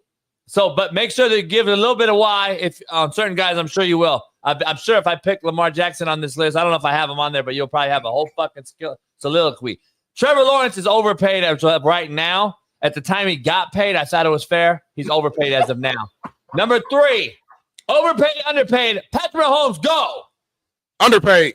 The guy has won Super Bowls. Like it's the thing to do. He's not went less than the AFC Championship in his career. Underpaid. I actually agree with you. Underpaid. How he's not even in top 10 is blasphemous. And I think they know this, and he knows this, and I'm sure they already have a deal where he's going to be the first like $1 billion quarterback or some shit's going to happen. I'm just telling you right now. He's already on a $500 million. They'll do something crazy shit for him. I'm telling you right now, he's coming. It's going to be on an Ohtani type of contract. Overpaid, underpaid. Josh Allen.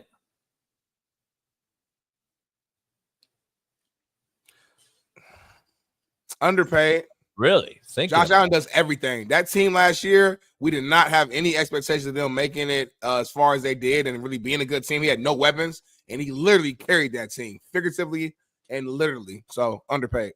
Addition by subtraction after getting rid of Diggs, they were better. I'm with you. Underpaid. Overpaid, underpaid. Justin Herbert. Damn.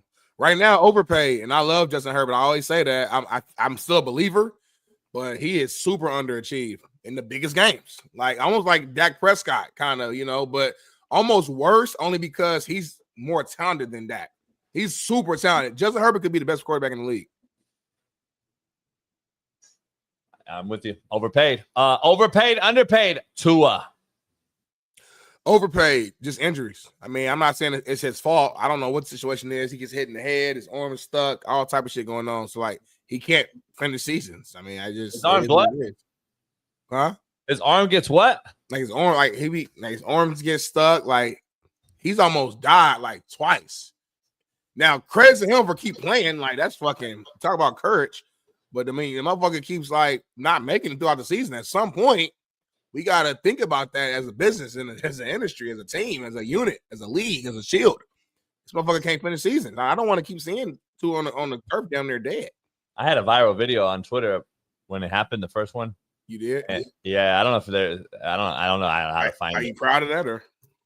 It was big. Like everybody was commenting on it. Like major, like big times, like stars were commenting. You sound like a content creator. Like you're proud. Like I just did it on the humbug. I was outside in the back before I even really finished my backyard. Like I was outside of the back just watching the regular TV on the thing, smoking a cigar.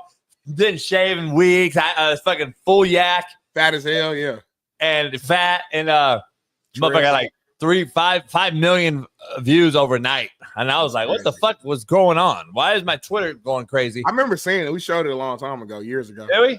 Mm-hmm. I've been on the show for years, so I didn't know you years ago. Yeah. I'm gonna say overpaid though. There's not even close. He's fat. He looks like straight up like almost like a lineman type of player. He's a poly. So as soon as he's done playing, if he doesn't really get in top shape, Josh Faley in the chat will tell you he's gonna become like a wobble body, which he's already becoming. He's gonna be like skinny fat, like bird chest with a big stomach. Yeah, it's crazy how these quarterbacks look nowadays, don't it? Mahomes, him, little. Y'all was never in shape though. I was in shape.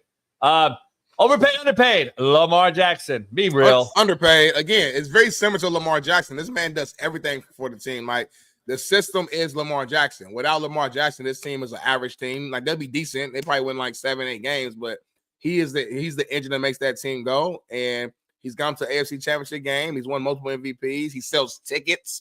He's a nationally known name. It's Lamar Jackson. Underpaid. No comment. Overpaid, underpaid. Joe Burrow. Oh, this is tricky because to me, you could argue that from just a straight quarterback, like how you play the position, you could argue he's the best quarterback in the league, like for real. But then they don't make it to the playoffs. But then they went to the Super Bowl. Like, he's all over the place. So I know this isn't the right answer and you're going to be pissed, but he's properly paid. He's white? Yeah. So Lamar throws a horrible ball for a 2-point conversion in the playoffs. You blame the tight end. I blame Lamar. Perfectly, like very catchable ball. Like, say we want your NFL tight end, you're wide open, a little behind you, but it was right here. Like, very, very 9 times out of 10, that tight end, Mark Andrews, who's one of the top in the league, catches that ball 9 times out of 10. So let's just keep it real. Overpaid, underpaid. Kyler Murray. Overpaid right now, but I think he's going to shock the world this next season and show you why he's properly paid. But right now, today, July 25th, 7:34 a.m. Pacific time on a Friday, he's overpaid. Overpaid, underpaid. Overpaid, overpaid, underpaid. Matthew Stafford. What's his contract? Like, I don't know. Like, what did he get? Him and Aaron Rodgers are the top 2 paid players of all time. All time. That's on right now, though. Well, he just got a 53 mil, I think. Or what did he get? Yeah, I mean, he's definitely not overpaid. So I guess I'll say under. But honestly, I think 38, he's 38 years old, I believe. I think this is another one of those like Joe Burrow where he's like properly paid. You know what I'm saying? Like, I think he's getting his just due. Like, you know, I don't think he's under or over, honestly. He's a beast, though. Matthew Stafford don't get enough love, I think. I don't know what he did versus that Eagles defense that Mahomes couldn't even come close to doing. Yeah. Again, proving why, like, guys have said how great he is. Better O-line, though, too. Like, I don't like context matters. Like, the Rams O-line last year is better than the Chiefs O-line. That matters. Yeah, but Chiefs had the best O-line in all of football 2 years ago. He threw for 188 yards. So that doesn't hold water. Then carry weight. Overpaid, underpaid. Jordan Love. Overpaid right now. He has to like show us more. We see the talent, we see flashes. We know he got hurt at the beginning of last year in Brazil against the Eagles, so it might have kind of slowed him down a little bit. But we need to see what he can do in the playoffs, like on the real deal. We need to see the Packers in the NFC Championship game, or it's time to take that next step. Like we forget the guy wasn't a rookie when he took over, so he was already like a guy with some experience. So it's time to like really show us who you are. This motherfucker made a GIF. What is it called with the fucking hat on and shit? It's not even a GIF. It's like it's a something emoji. It's not an emoji, but it's like a. Anyway, who's he throwing? Who's he throwing to? Himself? Rasheed Rice coming back.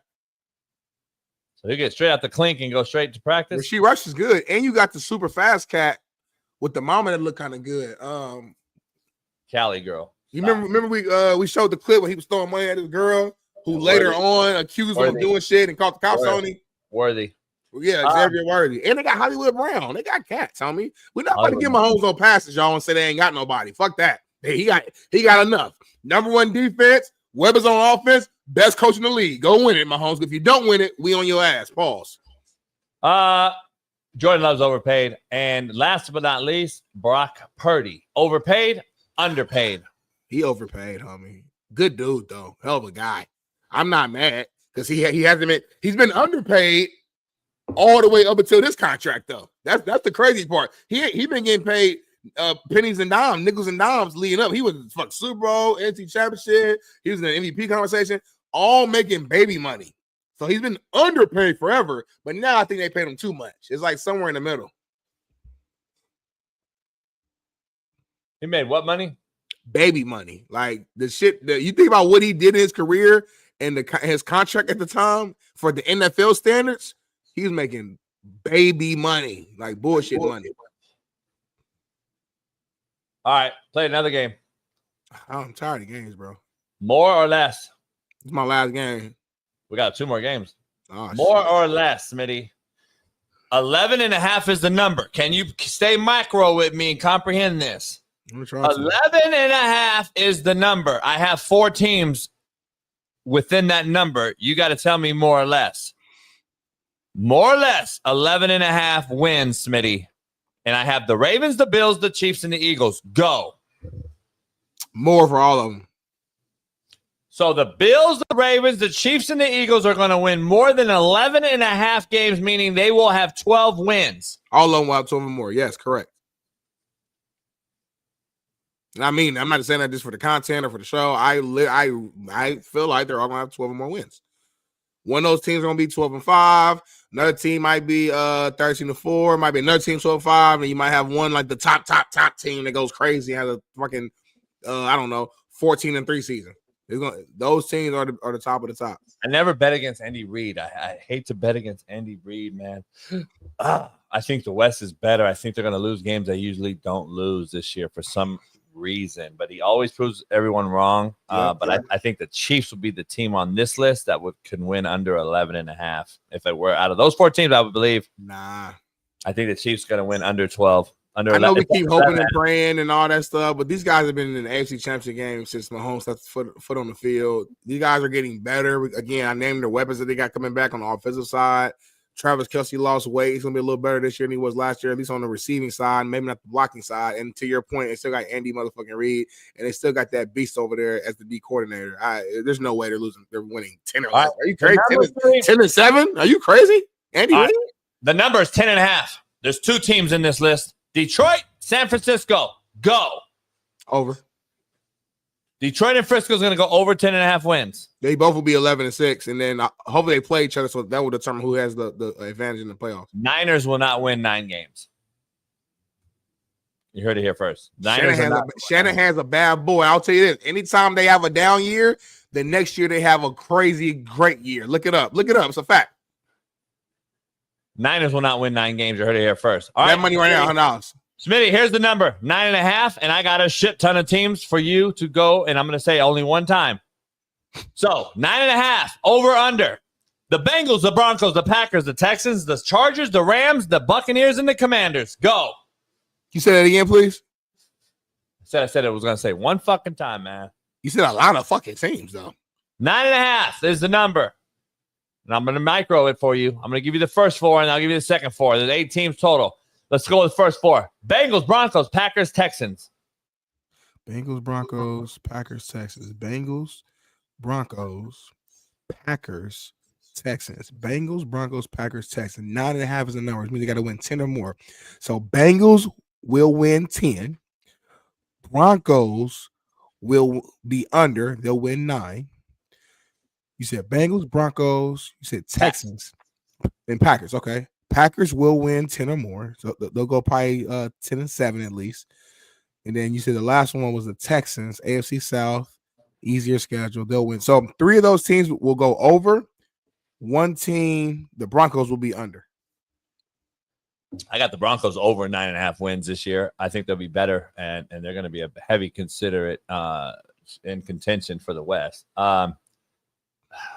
And if the Bengals don't win 9.5, they got Zach's going to be fired. They're going to demolish the roster. Packers is the team, man. Texans win 9.5. They're in the worst division in football.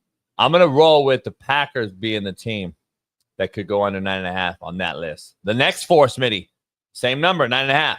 Chargers, Rams, Bucks, Commanders. Chargers, Rams, Bucks, Commanders. Chargers, Rams, Bucks, Commanders. Chargers over 9.5. They have good regular seasons. Rams over 9.5. They're one of the scariest teams in the league this year. Motherfucker praying. Bucks, Commanders. You said the Bucks 9.5. Very easy division. Well, the Falcons might be a little better though. We're expecting the Saints might be a little better, but they got that little rookie quarterback. So I don't know. Eyes closed for 9.5. Let me see. Because that division, you got to go 9-8 to win the division. 9.5. They go 10-7. I say over. Commanders, the Commanders gonna be in the Super Bowl this year, so over for sure. 8.5 is the number. There's a shit ton of teams. And we'll go with the first 4. I'll give you the last 3. 8.5 is the number. Arizona Cardinals, Chicago Bears, Dallas Cowboys. Ooh, it's an interesting number and an interesting group of teams. 8.5 is the number, everybody. The Cardinals, the Bears, and the Cowboys are the teams right now. On the clock, go. He said first 4, he gave me first 3. Arizona Cardinals, the Bears, and the Cowboys over 8.5. So that means 9 or better. Bears, yes, they'll win exactly 9. Cowboys, yes, they'll win 9. Who the other team? The Cardinals. Yeah, all the teams will win 9.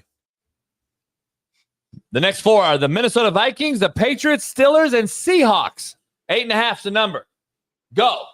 Patriots under. Not yet. They're building. Steelers over.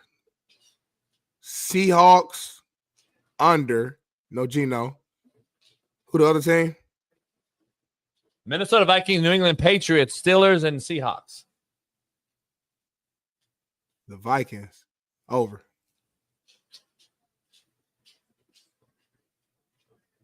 Let's play a game. What the fuck? Give me a break. Throw me a steak. You like this game? He's making stuff up. Throw me a steak is because you're cooked. Give me a break means give me a break, JV. Fuck no, he's going to be good. We're talking running back, Smitty. We're going to go through 7 of them real quick before we wrap this up with Donald Trump, NCAA. We're going to end the show a little early today. I got to take my mom to the doctor. Forgot to tell you guys in the chat. Give me a break or throw me a steak, Smitty. Derrick Henry. Give me a break. Best running back in the game, homie. People forget that last year him and Saquon were battling for the all-time rushing record. Let's don't get it twisted. He's still looking like that's how I'm working out. He's still a beast. Give me a break. You sound crazy. Throw me a steak. He's cooked. Eventually, Father Time takes over. Big backs break down. Big body backs break down. He's going to have a ton of carries. He had a ton of carries last year.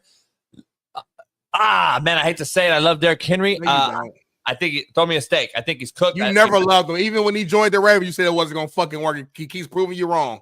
I know, but that's what it is. We'll do it again. That's why you got to stand on 10 toes. I'm going to say he's cooked this year. He'll be good, but he's not going to be what we think.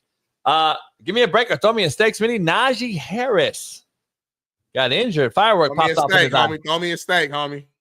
Cooked. It's done. Steak and potatoes, homie. Steak and potato. Get your cutting knife out. Get your fork. We started seeing that slowly anyway. That's why the Steelers moved on. It's a wrap. Yeah. Medium well, homie. Then other old boy burned his hand up. The hood cat. The hood cat burned his whole shit off. He came out with a video though. He said, "Yeah, man, I'm still out here, man. You know what's going on? Being bad and big and bull. He's still banging." So he said that, by the way. I don't bang. He not. He a crip though. All right, crip. My fault. Well, you know what he said. Give me a break or throw me a steak, Smitty. This is going to be an interesting one. Alvin Kamara. He got one more good year left. I say, give me a break. This is gonna be his last really decent year, and we'll start seeing it. He's still been slowly being very effective. He's a guy that gets 700 rushing yards, but then gets 700 receiving yards. So altogether, it's been a good season. So I think he'll have another really good season. I think throw me a steak. Kamara's been injured, man. I don't know. I think he wants out. He's disgruntled. I think he's. I'm gonna say throw me a steak. You are cooked. And Alvin, shout out JUCO legend. Hey, Smitty, give me a break or throw me a steak. Christian McCaffrey. Woo! He's been cooking lately because he's been on the grill. We don't know what's up with him. Shout out to his pops for coming on, giving us those. You know what I mean? We had his daddy on, man. Shout out to the Ed Bites. I'll be tearing them protein bites up. And because of that, I'm going to say give me a break. CMC is going to bounce back. He's one of the hardest workers in the league. We've seen him hurt multiple times, and his body just recovers and he comes back. You know what I mean? So until I see something different, it's gonna give me a break. He's still top 10 back in his game. White boy, give me a break. I hate to go against the white boy this time around. Don't do it then. Just think about it for a second. We had his daddy on. Stop.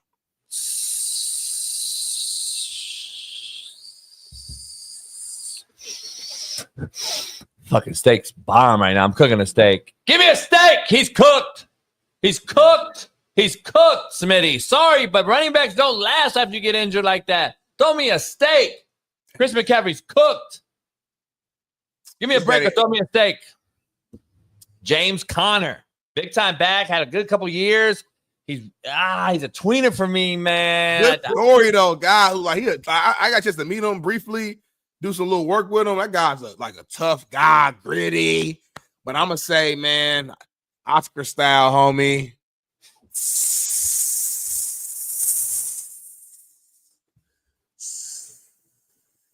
Really? Give me a steak, homie. He's done. He's cooked. That's a wrap. Time to go younger. I say throw me a steak too, man. Can't wait for this answer. I'm gonna wait for that. Do that. We'll do this last. Give me a break or throw me a steak. Josh Jacobs. Josh Jacobs, Robert Smith. Had a good game. Had a good season. Had a good year last year. Real good year last year. And that's why I'm going to say, give me a break, homie. Bama back, still got youth in him. Led the league in rushing like 2 years ago. Let's not forget. Don't get it twisted, homie. Give me a break. He's refreshed, new team, better organization. He might lead the league in rushing again this year, contrary to your belief. I'm going to say give me a break, too. Josh Jacobs, rejuvenated up there. I'm going to say give me a break. Last but not least, give me a break. Throw me a steak. Jonathan Taylor. Oh, stop, homie. You know what's going on here, man. Give me a motherfucking break. Top 5 back in the game. Dealt with a couple things last year. It wasn't nothing too serious, though. This guy, Jonathan Taylor, has the size, the speed, the mindset. He just got paid, I think, literally last year going to the season. They wouldn't have paid him if they saw something that was too crazy. The guy's motivated. He's locked in. Give me a break. Don't be surprised. You see a career year in Jonathan Taylor. My guy, JT, who's a beast. We love you in Indy, homie. What you doing over there with that fire? Prepping some avocado rub for my steak because he's fucking cooked. He's fucking cooked. I throw some butter on the steak, throw some avocado toast. He's fucking cooked. JT is done, and you'll see it today. Today? Yeah, I mean, this year. I'll see it today. Yeah, today, like he's done this year. Like something gonna happen today. Like there's gonna be some film from camp, and I'm like, oh, he's not that good no more. Yeah, he's done. He's fucking cooked. No more games, homie. That was a good job. Clap it up for JB for coming up with 3 games on top of his head just like that. And, yeah. You got 10 minutes left, homie. How you want to end it? You want to end it in a fun way? You want to end it in a serious way? We need high energy either way. I want to dive into this real quick because I'm still learning more about it before I give a full-on opinion. Okay. But I do know some of it. And I want to dive into it real quick. Donald Trump issues executive order to clarify that NCAA athletes and the employment status of those athletes. So that's basically in context what's going on. He's trying to say that we're making these guys employees too quickly. I don't know what has happened or transpired, Smitty. I really don't in the last few weeks or months or whatever, why the government and the Oval Office is getting invested in this. I don't know what's happened. Obviously, there's a reason why, and I don't know what it is yet, so that I don't want to be ignorant and say something. He basically sets out a specific guideline for preserving athletic scholarships based on an athletic department's annual revenue. So that means no outside sources or resources or whatever. Now, I don't know if that means collectives, which is an outside resource. So I'm trying to do a deep dive. But basically, the NCAA always has prohibited pay-for-play payment from third parties. That's always how it used to be. Obviously, you and I could not be paid when we played. In the past several years, college sports leaders have struggled to find ways to stop boosters at the industry's wealthiest schools from paying athletes via contracts that are endorsement deals on paper, but function in reality as de facto salaries. So basically, he's trying to not pay them salaries from outside sources. A national solution is urgently needed to prevent this situation, he's saying. I haven't seen the fight back or blowback or agreement or disagreement on social media yet, Smitty. I haven't seen enough of it. I don't know too much. I don't know if you've seen blowback from this. I ain't seen nothing. So this first you hearing about it? I saw a quick little post like breaking. Donald Trump signs executive order, but like I didn't really see people talking crazy about it or like blowing up too crazy other than just the initial headline. I need to do some more research myself into it to kind of learn more and like because I don't know like exactly what's going to happen though. Like what's the initial impact? Like can cats not get NIL anymore, or is it just like hey, you're just capped off at this amount as far as what you're able to get for your collectives, or you know what I'm saying? So I'm just trying to figure out what's the end all be all there, which I haven't figured out yet. It's a little bit of breaking news. Bailey, if you could throw that tweet in there. It's a little bit of breaking news, but not breaking news, but it's a little bit of breaking news because I want to show something that is going on in the world on Twitter. I want to get Smitty's live reaction to what's going on. Nobody mentioned something and said something on Twitter. I don't know what's going on. And I haven't really read it yet, but I saw who responded, and I just wanted to do a live reaction without even reading it. Hopefully Smitty didn't cheat and read it. I don't know if he did. I haven't read it at all. I want to just pull up the tweet and show everybody out there what's going on. But based on the responder to the original tweeter, I wanted to show it and just do a live. Like I just want to do a live. I want Smitty to read it like quietly, kind of, so he could like read it like how he does, and then kind of break it down and see what's going on because I don't know what's going on. So if I don't know what's going on and I brought up the topic, Smitty don't know what's going on. Let me see. Or I could be looking out for Darnell and not putting. Wait. We need the original tweet though. There we go. Okay. This is a random person who comments on us all the time. Wonder why Whitlock never has Darnell on. I think there may be beef. The real Coach JB held it down several days while Smitty ran to watch the WAC WNBA All-Star so Smitty can do one interview alone. Or I could be looking out for Darnell and not putting him in a tough position. Until a week ago, Darnell worked at FS1 alongside Joy Taylor, etc. Go sit down somewhere. This is a non-response. You have a nobody and question everything 23, whoever he is, trying to just start over conversation where there's no conversation. He had 20 views on there. Whitlock decided to respond and give him some light. Shout out to up to him. And he said, "Hey, I'm looking out for Darnell because why would I go on Whitlock's show when I'm working with people that like let's be real, he didn't like and they don't like him. Let's be real, they don't like each other. So it's just a weird position, and it's still kind of weird because I'm cool. Like I'm cool on both sides. I don't have beef with nobody, you know what I mean? So it's always gonna be weird, but it's different now because I'm a free agent. So this tweet right here is full defense mode. It's Jason Whitlock defending Darnell Smith. So I don't know. I didn't know the context, but cool.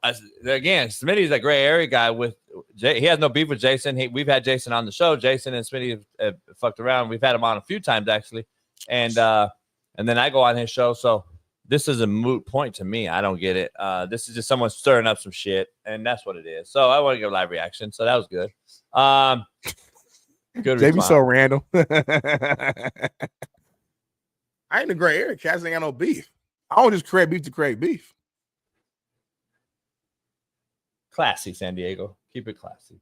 Yeah, it is what it is. You got 4 minutes left, home. It's free game Friday. You giving me mid energy all show. We had a great interview. That was amazing. Outside of that, though, you've been very mid energy. Let's talk about this. Are you shocked or not? Try to make it sound right. Try to rhyme it. Are you shocked or not? Shocked or not that the Raiders released Christian Wilkins? Pretty big news now. Yeah, I mean, I was kind of shocked at first. They just paid him like $100 million deal. He signed that like I think last year, if I'm not mistaken. But I guess from everything I read that they don't like the progress that he's having with his injury that he got last year that he sustained and his surgery. And I guess, from what I also read, they want him to get another surgery or to like, I guess, repair it or expedite it. And he doesn't want to. He wants to go his own route and do it his own way. You know what I'm saying? And apparently he disagrees, which, I would love to I wish we could have him on, honestly, to kind of hear from his perspective. Because I understand from a player perspective, you may not want to get another surgery. You know what I'm saying? Like surgeries are not a good thing. Like people think just go get surgery and you're gonna be good. No, I got a surgery on my knee and it actually ended my career. I don't know why. I don't know what happened, but something went wrong and it didn't go right. So like you got to really think through if you want to just go do surgery. So I don't know. I don't know if he's being lazy and then missing treatment. I don't know if they just had a disagreement on the surgery. I don't know, but it looks like the Raiders are trying to save money. And I know he filed a grievance with the NFLPA, so it'll be interesting to see how all this plays out. But he can pick any team he wants to play for now. So it'll be very interesting. I think more knowing Pete Carroll and his tactics, I think he's setting the tone and telling the whole team, go ahead and fuck around and be lazy. Go ahead and fuck around and think you're going to do this and that. Whether we know what's behind the scenes or not, the player's always going to go do and have that right to go do what he's doing and file a grievance. I think Pete Carroll, regardless, I don't believe it was anything personal. He just saw this energy in the room from this man since he's taken the job and made a decision. I think he made a CEO decision and said, I'm shock treating the locker room. And I'm curious to see, the Max Crosbys and other people who was looking forward to this D-line being dominant, losing a big piece. But again, are you losing a piece if he wasn't going to play anyway? So I like the move because if you're going to lose, Smitty, and it's kind of like the fake dead body that we throw over and we shoot in the head to threaten, y'all call the opt, I believe. I mean, yes, you say. To threaten the op, you already have a dead body sitting there. I'm gonna show you guys how to do it. You already have a dead body, but then I got this motherfucker and I act like he's alive and I boom, boom, boom, and then everyone's like, "Oh shit!" And I throw him over the boat on the way back from TJ, and when I bring him in to Long Beach, so I throw him over, and then everyone thinks I actually killed him, but he was already gone. But I act like I killed him, but I shot a dead person. To shock treat you, that was like I think that he's doing right now. You guys get all that? That was a hell of an analogy. I don't think you need to go you get it, though? In depth or use that analogy. You get what I said, though? I got it before the analogy. It was no need to even, it's just called shock treatment. I'm going to take somebody out who's a big name who you guys wouldn't expect and get him out of our team, out of our locker room because I think he's a whatever. Whether he thought he's a bad locker room guy, lazy, etc. He thought he was bad for the energy and the culture that he's trying to create, so he got him out of there. It's simple and plain. Going to a story of how gangsters would take a dead body and shoot him and throw him over a boat, I don't think it was necessary. It kind of just convoluted your argument, made it more complicated. And it was a pointless point. But we get it. We understand it. And hopefully we'll hear more about this as time goes. Do you trust Pete Carroll or not? That's bottom line. I do trust Pete Carroll I don't trust nobody 100%. I trust him more than I don't trust him. But he's also, just because you're Pete Carroll, I'm not going to just give you a pass and say, oh, he's Pete Carroll. He can do what he wants. He's going to be perfect. Because we saw him in a Super Bowl fucking throw the balls that they handed out to Marshawn Lynch, and Seattle would have had 2 fucking rings. I trusted them then. But it shows you that a great coach can make mistakes. So I know you love Pete and y'all know each other personally, so I expect you to be extremely biased, as you should. But we'll see. I'm not saying he's wrong or right. I just don't know yet. So I'm just reading what the situation is, and I'm going to lean back and see what happens, and we'll see how good this D-line is or the lack thereof. Fuck around and find out. Let's go into BPS as we end the show. Fuck around and find out. I'm not done talking yet. Fuck around and find out. Fuck around and find out. It wasn't like a hard out. Like it was 9. Give me a couple. I got plans now. Like so once you told me 8, I'm like that. Like I kind of like filled in. But I told you that a day ago. You didn't respond. So really, we go to 10. No, but I saw it early this morning and we agreed to it. So now I got a whole shit. I got a workout class. Like I'm about to leave. So what? I got a whole shit going on. I got Pilates. So hurry up. BPS, by the way. I got a whole shit going on. Is BPS to the fucking fullest. But you know exactly what I mean, though. Verbatim. Let me ask something real quick. I got to ask something real quick. Pilates class. I mean, hurry up. Going back to this whole pick up thing. Fuck around and find out. You know you done fucked up. There's a guy that's not signed yet that another motherfucker will fuck around and find out, and he'll sign him. 2 white boys? Yeah. Trey Henderson and opposite end? Yeah. They ain't got the money, though. The Raiders ain't got the now bread. they do. No, they don't. Yeah. Bro filed the grievance. We got to wait and see how that plays out. Grievance don't mean shit for the Raiders. Raiders still can cut him. He's done with the Raiders.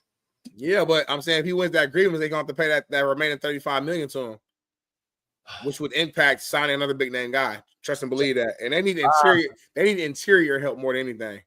I got to get your take on something real quick. It's I don't know if it's BPS. I don't know if it's Factor Cap. I don't know if it's Real Talk or Jaw Jacking. I don't know if it's that's how Smitty talking right now. If you guys haven't realized, I can keep up with all the content and all the thing. I do this too.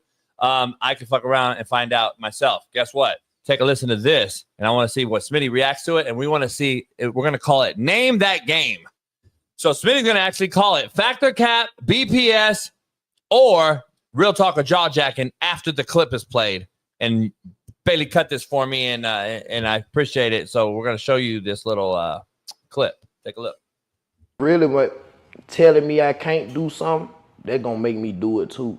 Like, I was working on my Mustang one day, and my daddy came out. He was like, boy, I ain't gonna lie, you don't need to fuck with that. You need to take somebody, you gonna fuck that car. Yeah.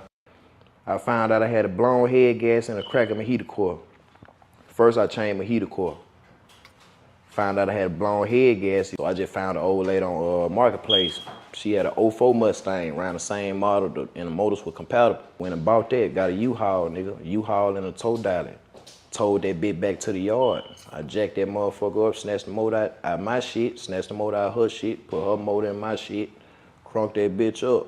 And once I seen that bitch crunk, I knew then, like, but you could do this shit. You gotta take your time. Hey, homie. That's real talk. That's real talk, homie. Like, he was keeping it real. He's telling like a real life story and how he was able to find his next passion and was able to leave the streets and go into, being a car maintenance guy. That's real talk. Hold on. Yeah. He found a new passion by stealing a bitch's motor and swapping it.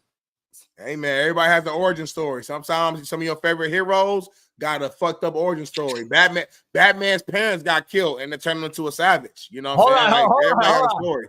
Hold on. So what is it? What did you call it? It's real talk.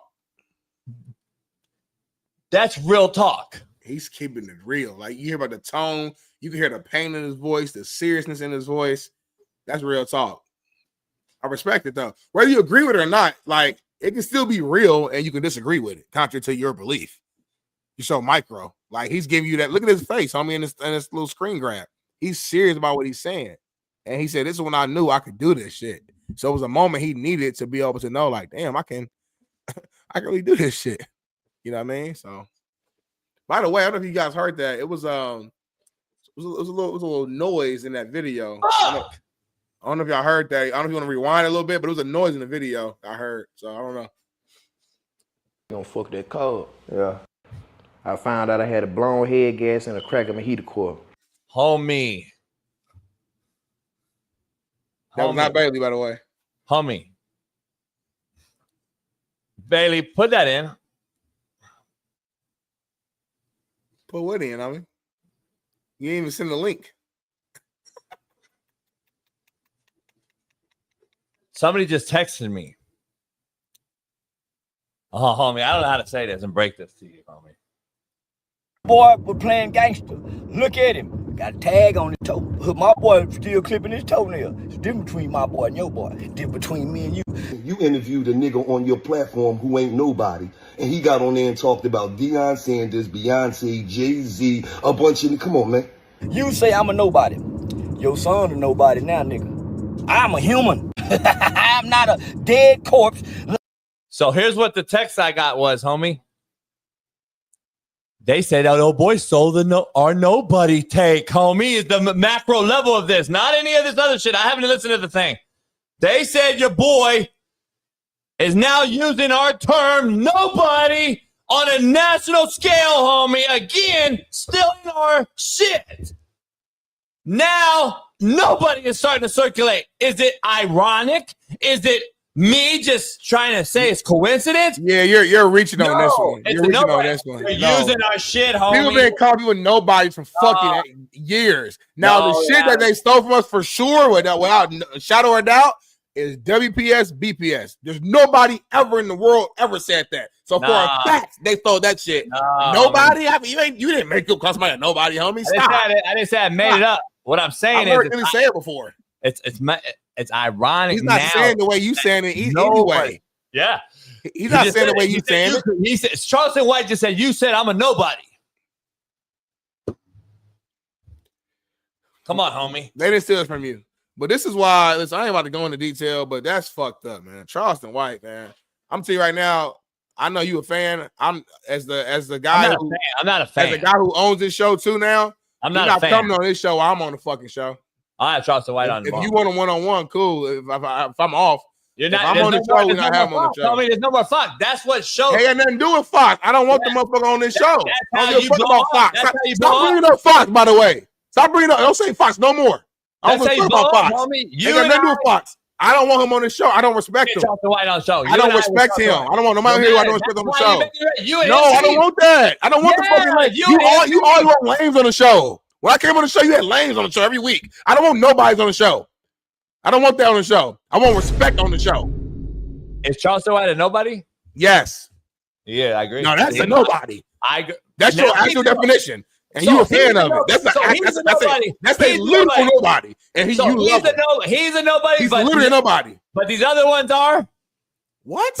You just made my point. So I agree. He's a nobody. But he's a nobody, and the people you say are Shane Gillis. Stop, I'm not going to keep arguing with you, homie. Stop, homie. You just proved everybody's wrong. I didn't prove nothing. Shane Gillis is a stand-up fucking comedian who put in work as a comedian, homie. Just because you're not a fan of him, means he's a nobody, homie. Just because you're not a fan doesn't mean he's nobody. We're using your definition, homie. Charleston White's a comedian. Charleston White was just a certified snitch. That's all he was. He was a regular. He was nobody. He was nothing. He was a comedian. He was a comedian, homie. Remember, everybody's comedian now, homie. Ain't no everybody's a comedian, homie. No, he's not. Everybody's a comedian, homie. No, he's not. No, it's not. He's trying to be a smart ass. He got jumped. He's trying to be a smart ass, homie. I don't like that. He got jumped on stage, homie. He's a comedian, bruh. Better get your guy. Anyway, we got in the show with this crazy that's going on because I think nobody has the insight that I do because I had it happen to me, documented on Netflix. But Smitty, I don't know how much you looked into this story, but obviously it's a crazy one, and I got to get your take on this. And Bailey, I don't know who you wanted to read it. Maybe Bailey reads it, or maybe Smitty reads it to us, or maybe Bailey reads it to us, and Bailey knows more about it. Maybe he comes in and just gives us the context, and Smitty and I react. I don't know how we want to do it. Let's do it that way. Bailey, come in and give us context because this right here is crazy. Bailey knows the whole shit. Okay, so this is an interesting situation. More energy, babe. More energy. Fuck. Speak up louder. More energy. Okay. Well, let's just get into it. Former Memphis safety Taj Rael leaked elements of Memphis defensive playbook to UTSA ahead of their game November 2nd of last year. UTSA won 44-36. Since then, DMs between Rael and Owen McCown, who I believe is the son of Luke McCown, right, JB? I don't know. Keep going. You must know that. But anyway, yeah, here you see the direct messages between the two.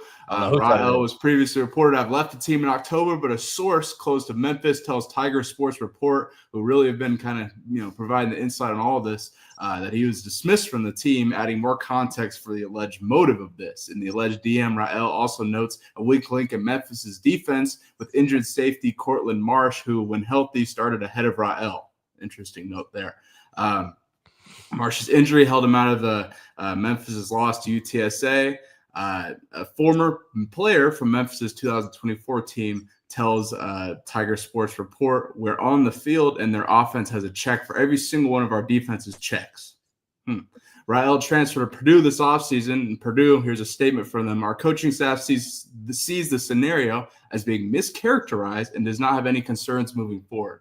Here's another note. Memphis's defensive back coach last season, Charles Clark, is now at Purdue. So that's the gist of it. Appreciate that, Bailey. That breakdown. Jason, what do you think? Is it really a big deal? Let me ask you. To me, this kind of falls back to the whole Michigan stole my sign situation. Okay, you can know my calls and all that shit. You still gotta go out there and fucking execute and beat me. There's been times when I knew it was a fucking power, but I still gotta go against that double team. You know what I'm saying? It's been time it is what it is. It's time when I know it's 30 forever. It's a pass, but I still gotta win. I gotta win my one-on-one battle. You still gotta stop the risk, So I don't know. Just give me your take. You said, is it really a big deal? Asking you that. That's crazy that you would say it's not a big deal. I didn't say it was. I'm asking you that. You're the coach. This is ultimate betrayal. This is what these kids have become. Hold on, he was currently a player when he said this. Like he was on Memphis' team when he said this. Yeah. Last year. Yeah, it's fucked up. This is real fucked up. Never mind. I didn't hear nothing but he said. He was talking too close. This is super fucked up. If you own a team, you send this shit. This is insane. How many? No team should ever pick him up. His career should be over then. Not only was he on the team, the week of playing the team that he sent it to. I didn't listen to nobody say I zoned out. I'm sorry. This is fucked up then. I thought he already left and transferred and he's on like another team and he was just giving insight on his old squad because he was a little bitter. This is right here worse than Michigan. Michigan was not a big deal. If you're on my, that's like me being at Ball State and I'm giving Northern Illinois our whole shit. That's super fucked up.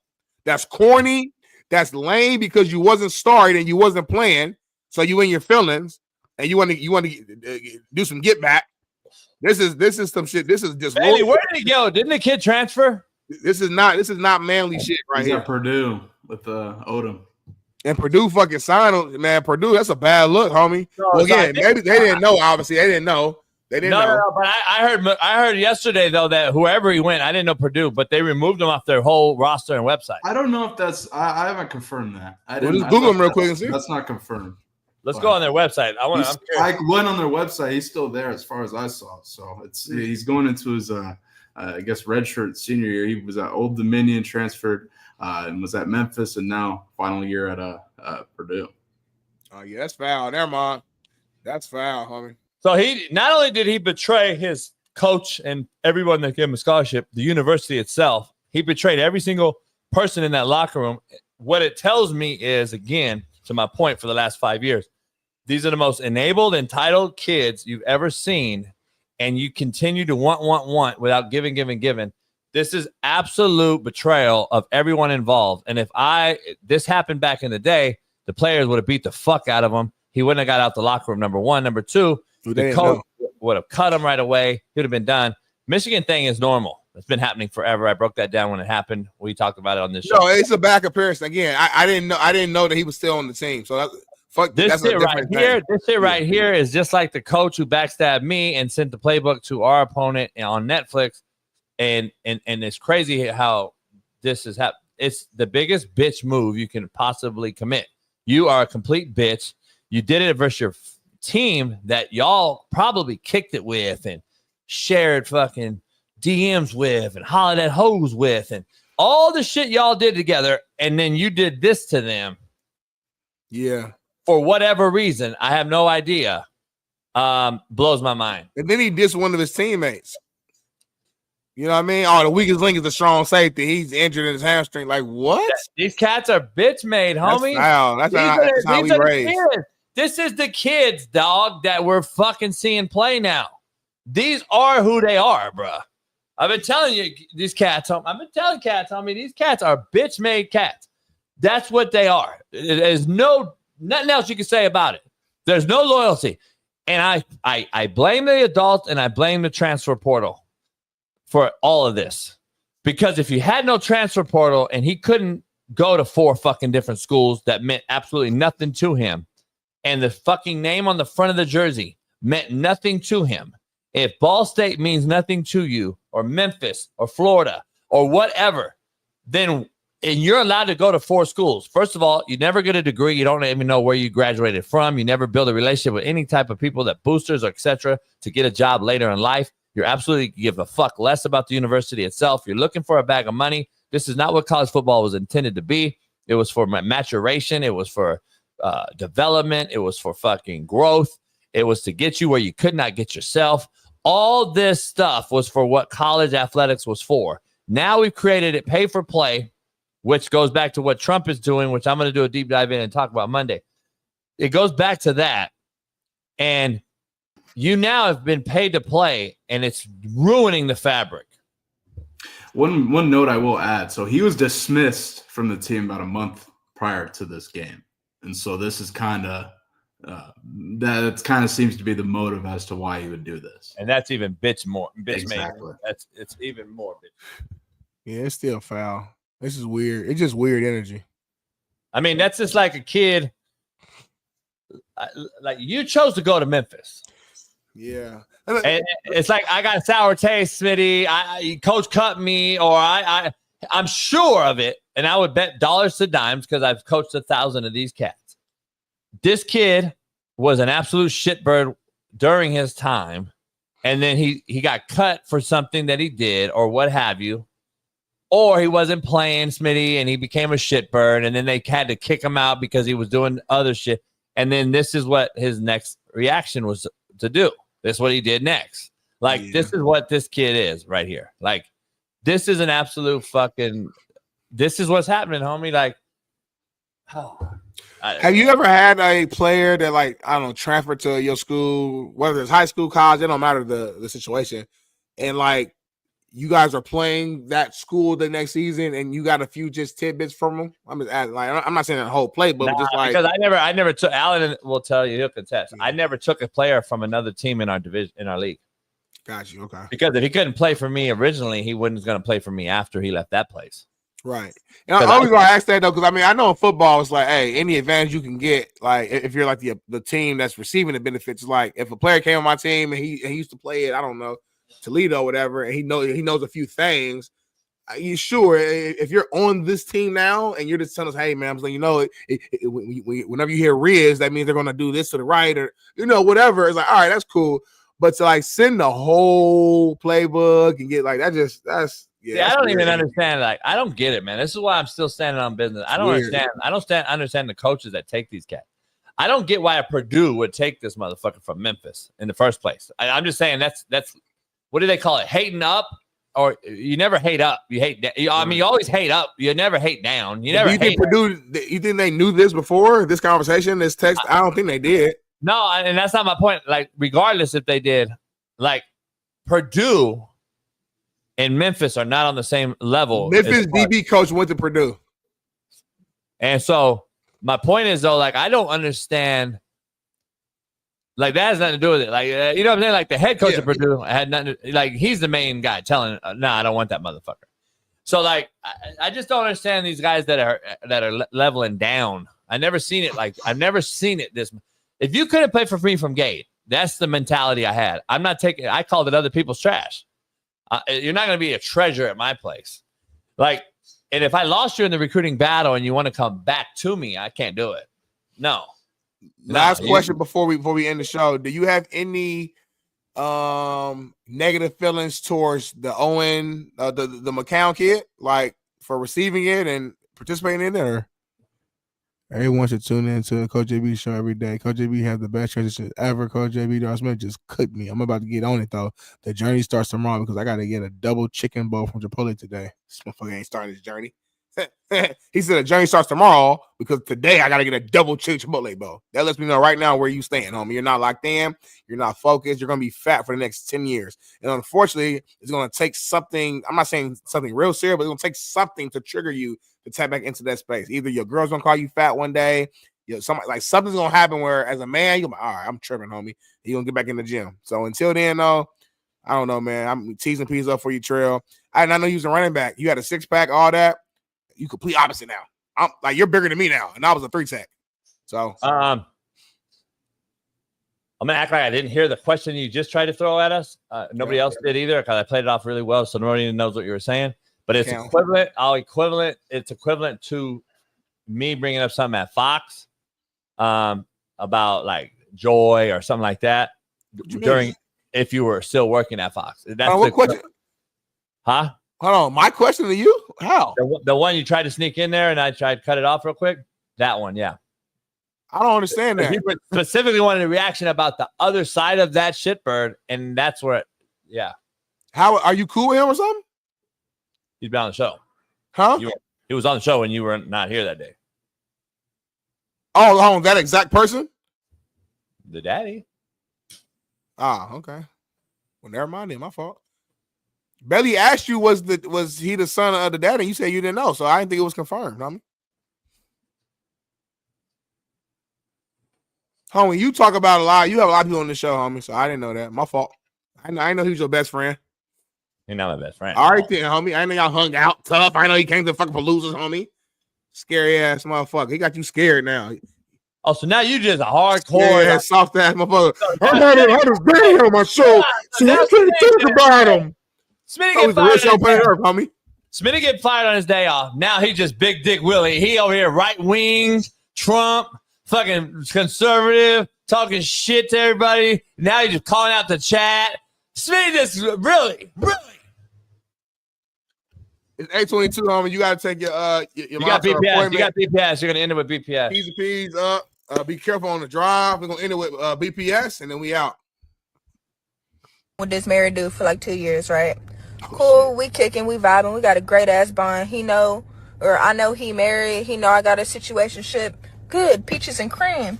Well, you know, I get a call today, and it's his wife. Wife calling me like, "Who are you?" I said, "I don't know. Who are you? You calling me?" And she was like, "Well, you know, such and such." Me, no, who's such and such? And she's like, "Girl, quit playing. I be seeing you in his phone. I done followed y'all on dates. Y'all done went here, here, and here." She just naming everything down to the nitty gritty. She had it all right. Okay, cool. I'm like, "Well, what you on?" Basically. She was like, "I ain't even mad at it. I got my little side piece too that I be fucking with. Like, we all good. But I just got a favor to ask you.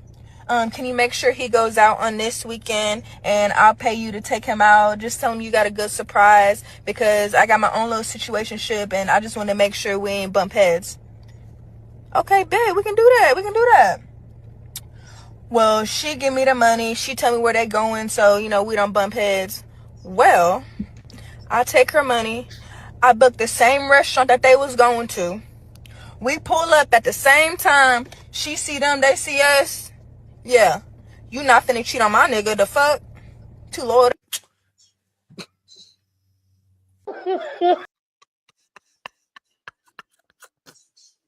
Oh. That Tony Yayo reaction at the end is literally the reaction. What the hell?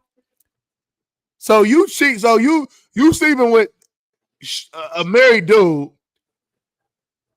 But now you loyal to the married dude.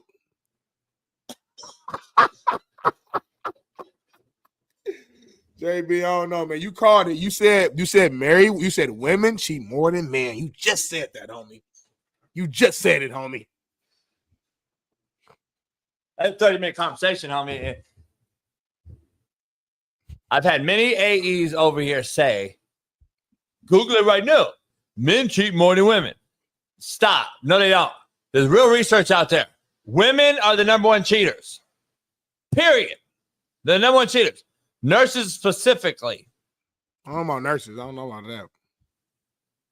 I don't think nurses really cheat like that. Huh? Yeah, just based on like upon my research and my studies, I don't think nurses really cheat like that. Like women who are nurses, they don't really cheat. Nurses are the number one cheater. Why are you so defensive? Oh, shit. I didn't mean it like that. I forgot what you forgot what? No, I'm just saying. Huh?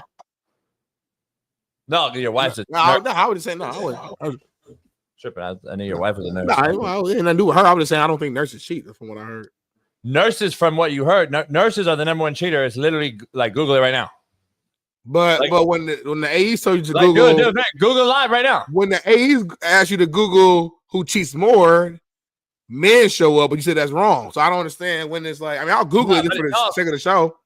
But it didn't come up more. That's why I was trying to tell that. No, but it didn't come up more. That's why I was telling the girl. I'm like, you're lying. Women are the number one cheater. Okay, so on the AI overview, while there's no definitive answer and it varies by study, certain professions are statistically linked to higher rates of infidelity. These include professions with high travel demands, such as pilots and flight attendants, as well as those involving close proximity and potential temptations, such as healthcare professionals, military personnel, and police officers. Who's a healthcare professional? Who falls under that category? Can you name them? I mean, a lot of people fall under there, but it's not number one. They said number one was pilots and flight attendants. So, underneath healthcare, what falls under there? Can you name it? Like everything? So there's doctors, right? Like, doctor. You got like GP, BBL surgery. Yeah. You know, like the assistants, IT, and within healthcare, the cooks, and you got all the janitor in there, and then we haven't named the specific other one yet. I'm trying to think. Are we missing something? What else is under there? You got like CNAs. You got educators, phlebotomists. You got But we're missing one. There's like one thing right before the doctor. Like they go in there and then they get it ready. Like you know what I'm saying?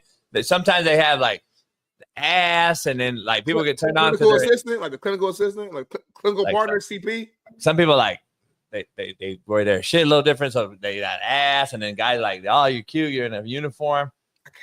Who is that? You know who that is? You got like all the you got the techs, you got the techs, and Ruben, you got Ruben and them of the world, you got like the dialysis, and all that. But there's one last one that we haven't mentioned for some reason. It's like the most popular one. I can't think of it. I'm not trying to be funny. Like for the show, I just can't think of the one we're missing. Surgery tech, receptionist. I don't know. They wear scrubs a lot. Like they prep the patient for the doctor. Oh, you mean the one that fuck. I know you're talking about. I'm trying to think of the name real quick. What does your wife do there? Huh? What's your wife do in the hospital? No, I mean, if she works on like the heart liver transplant floor, and so people leave the what is she considered like on her title? Like I mean, like when they leave like the ICU, they come to her. She like tries to take care of them, shit like that. I can't remember. I don't know her exact title at the hospital. I just know she just helps heal and take care of. Like let's role play. So we're going to the Pump Brothers event in August. We roll up. And you see your boy, and he got a new wife, and she come over like, hey, I'd love to meet your wife, Smitty. What does she do? And what's your response to her? What would you say she does? I'm saying, man, pleasure to meet you. I said a lot of times my wife doesn't like me putting her business out there, but just for the sake of this conversation, what she does is I call her a coach. She gets people to a place that they couldn't get themselves to. And that's the definition of coaching. She gets them to a further place in their health journey that they couldn't get to by themselves. That's the definition of coaching that I learned from this show. And that's what she does. With this show, I'm too cold with this shit. My brain operates like JB defined coaching like 3 years ago. And he says a coach basically is somebody who can get you to a point that you couldn't get yourself. So when he asked me this question that was not produced or pre-planned, how did my brain immediately go there? I'm a bad motherfucker. Let me tell you how bad I am. Role play again. We go to Pump Brothers in August. You and I, we meet another homie we know. He got a wife. He come over and you're like, damn, you got married again? He's like, yeah, dog, my fucking wife cheated on me. And then you're like, damn, man. Did it really happen, or are we just it really happened? And then so he's having a conversation with you, and he says, hey, Smitty, man. And the wife comes over, and she's like, yeah, my other homegirl did the same thing. Like, we deep dive in it. It's always them. The number one cheaters, man, are nurses. And then, Smitty, what does your wife do? Go. I said, really? I was like, damn. So nurses cheat? Like, that's the highest one? I said, huh. I said, well, that's the interesting thing. Well, my wife, she actually assists the doctors in the hospitals and make sure that they have everything they need. But yeah, I didn't know that nurses were the ones that cheat the most. I actually looked it up on myself, and I saw that flight attendants and people who, pilots and people in air travel cheat the most. So I think your facts might be a little twisted there, miss. Number one female cheaters in America. That's way too specific. AI overview. Well, it's impossible. That's the same one you read. I said number one female-related cheater. Oh, here we go. A study. A study. Okay. So there's hold on, stop. So there's multiple studies, but a study. Go. Time out. Infidelity statistics. U.S. tops the cheating charts while 31% of affairs involve a co-worker. topping that list, and then I have a state-by-state list, by the way. Topping that list, the most U.S. comes in first place with a staggering 71% of all people surveyed admitting to cheating comes from the nursing field and nurses in specific. A closer look at America's infidelity map reveals where cheating is most prevalent. A 2023 survey by Solitaire Bliss. Solitaire Bliss. Another nobody.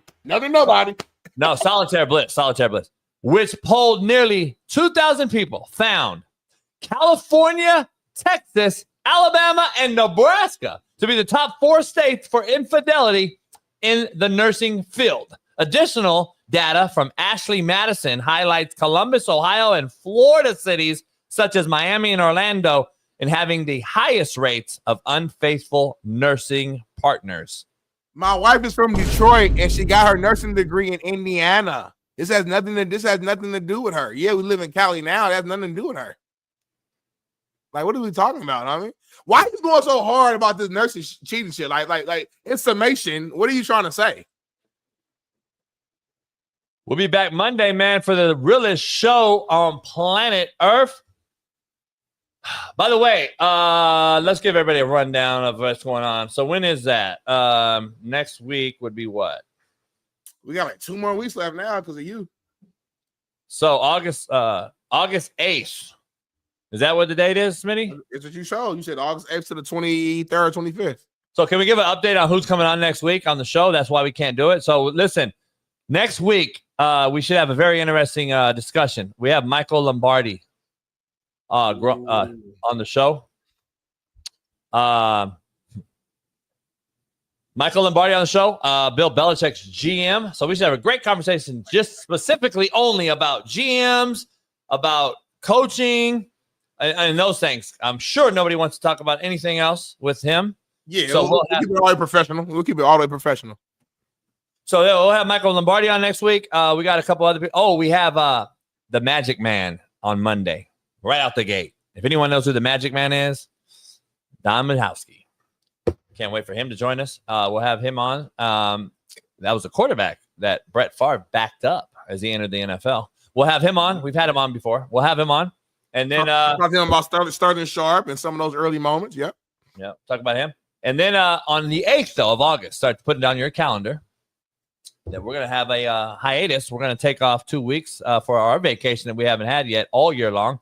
And we're going to go on a 2-week vacation and come back right as the college football season kicks off on the 23rd, which will be that Monday after the first football kickoff for college. Yep. Or was it week 0 or whatever? Yeah, week 0. They got some Saturday game, but the real actual first week is that week we're coming back. Yeah. Yep. And then we'll be back for college football, NFL preseason, NFL season, etc. So shout out to everybody, man. So the 25th is when we return. The 23rd is at week 0. So we'll be back the 25th to talk about the week 0 and everything that's coming up. So 2 weeks, giving you a heads up. So make sure you still tune in to all the videos. We're going to be doing clips and all that shit. We'll have videos, tons of it. And we'll be back Monday, man, on The Realest Show. We got ended a little early today because I got to take my mom to the doctor. Smitty has a thing now. And then, shout out to your wife, man, who you just saw walk in and coming off late shift, work late. My wife is off. My wife's about to go do her thing. I just was admiring how good she's looking this morning. So, you know, when you got a woman, she just got in from the being a nurse. Nope. We slept together last night. Had a great night's rest. Great night rest. You wouldn't know nothing about that, Jason. You single and lonely. I got home at 2 one night. Single and lonely. I am single and lonely. You sleep by yourself every night? I prefer it that way. The only way I can really do it. We're actually gonna do it. We're doing it. We got a dating show that's we can't see too much about it, but just stay tuned. I'm gonna leave it at that. You and your wife does? No, I'm talking about for JB. Leave it at that, y'all. Fuck, you know. Yep. I know. You know who's gonna be all 10 people on there? Who? Nurses. I thought it was gonna be white moms. Can JB flip a nurse? We're gonna get married nurses. Stop. Or some sort of engaged nurse, a nurse that has a man, and I'm gonna see if I can flip them and get them to cheat. And we'll see, and then we'll do flight attendants, and we're gonna see who the number 1 cheater is. That's the show. Fuck. Macro. Up. We'll be back Monday, man, on the Realest Show. Shout out to Smitty, his wife, everybody else involved. We'll be back Monday. Nobody involved? No, I mean in the show. Bailey, Craig, all the people. We'll be back Monday. Derek, Ethan, Upside Down. Who the Mexican homie who used to do the Twitter for us? Felipe, Cisco, Ruben, Weddle, Wido. Wido, damn. Hector. Everybody's been on the Rich. show. T-Rich. Everybody's been on the actual show. Regular fan, nobody. McChesney, Jeff Nadeau, your favorite. Who else we got? We had all special cash. We got Magic Man coming on. Where you go, Magic Man? We gotta go, man. I gotta get out of here. I gotta take a shower. Make sure you guys take a shower.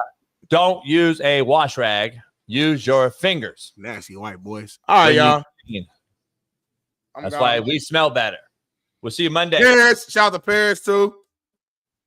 And Superhead and all them and eye emojis and all that shit. We'll see you guys Monday on the Realest Show. I am crazy.